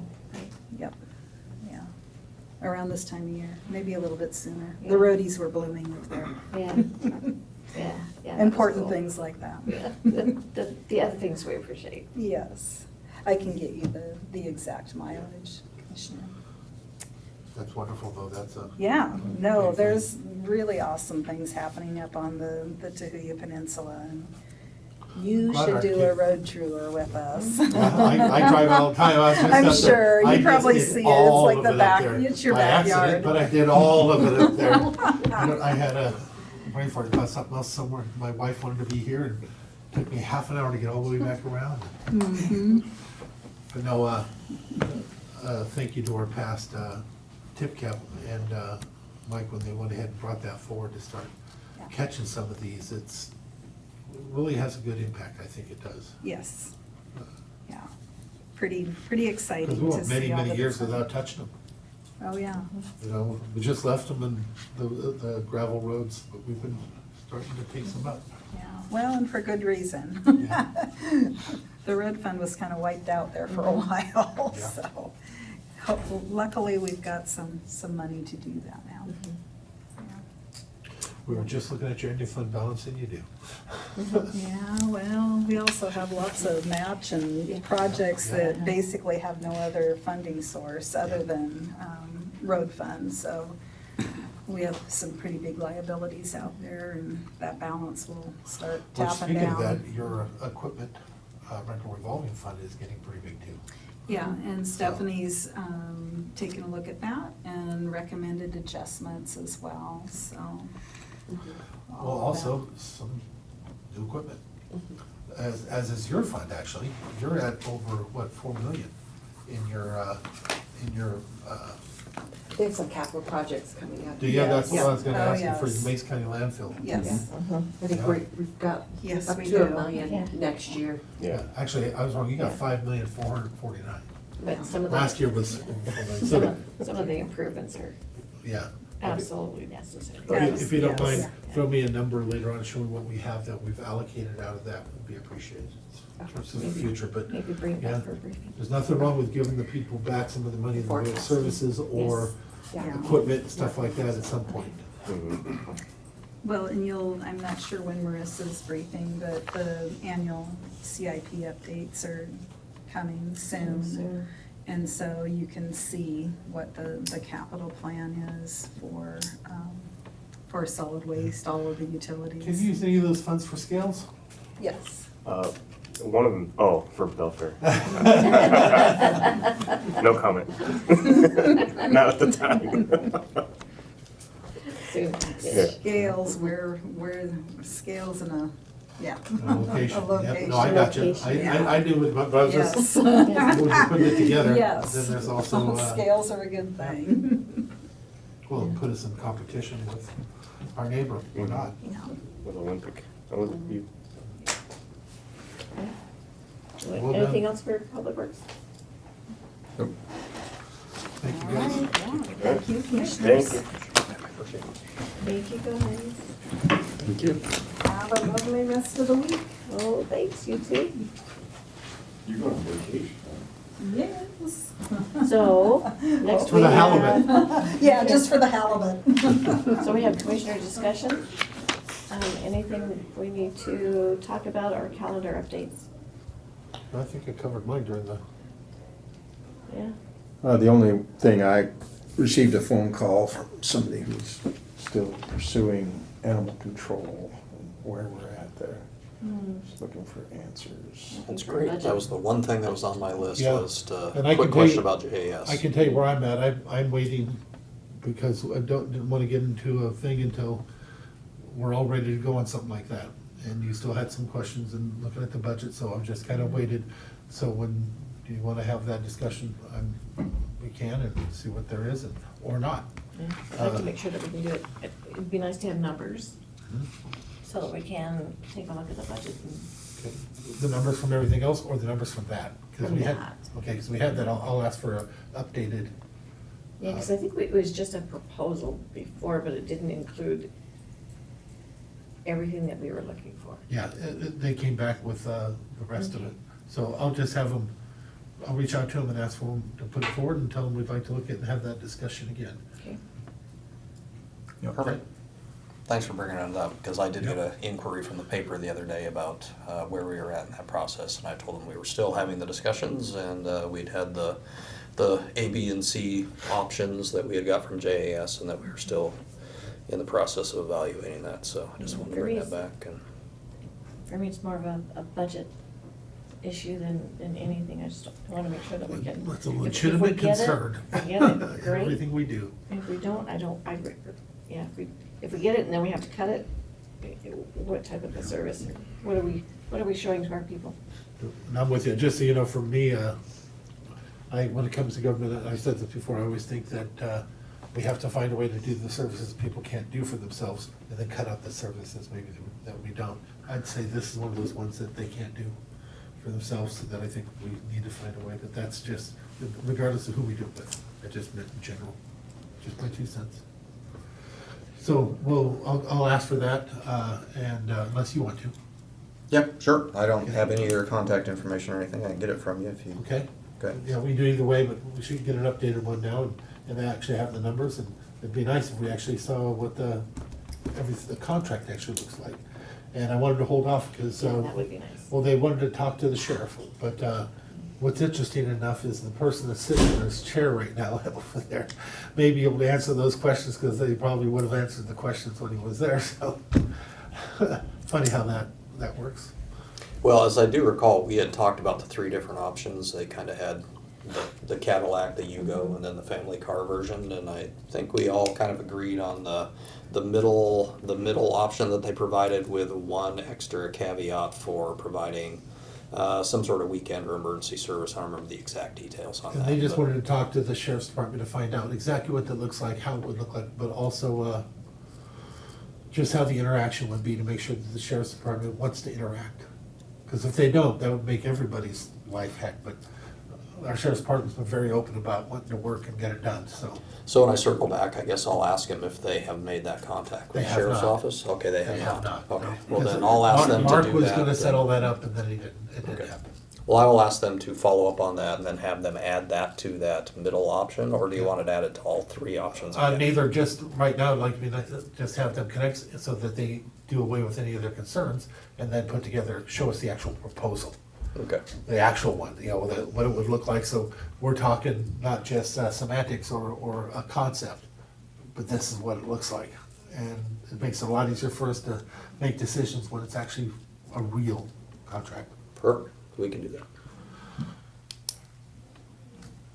I don't think I have any calendar differences or anything like that. I don't think I do either. Just a few more meetings added in there. Always. Meetings are like Jell-O, Commissioner. There's always room for one more. Not always.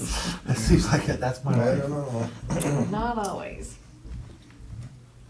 All right, Yep, I'm good. anything else for us? Charles? Nope, not for me. 1 o'clock, Madam Chair, 1 o'clock, we will be back here. Yep. move for adjournment. Okay, I say. Okay, one more turn. See you at 1 o'clock.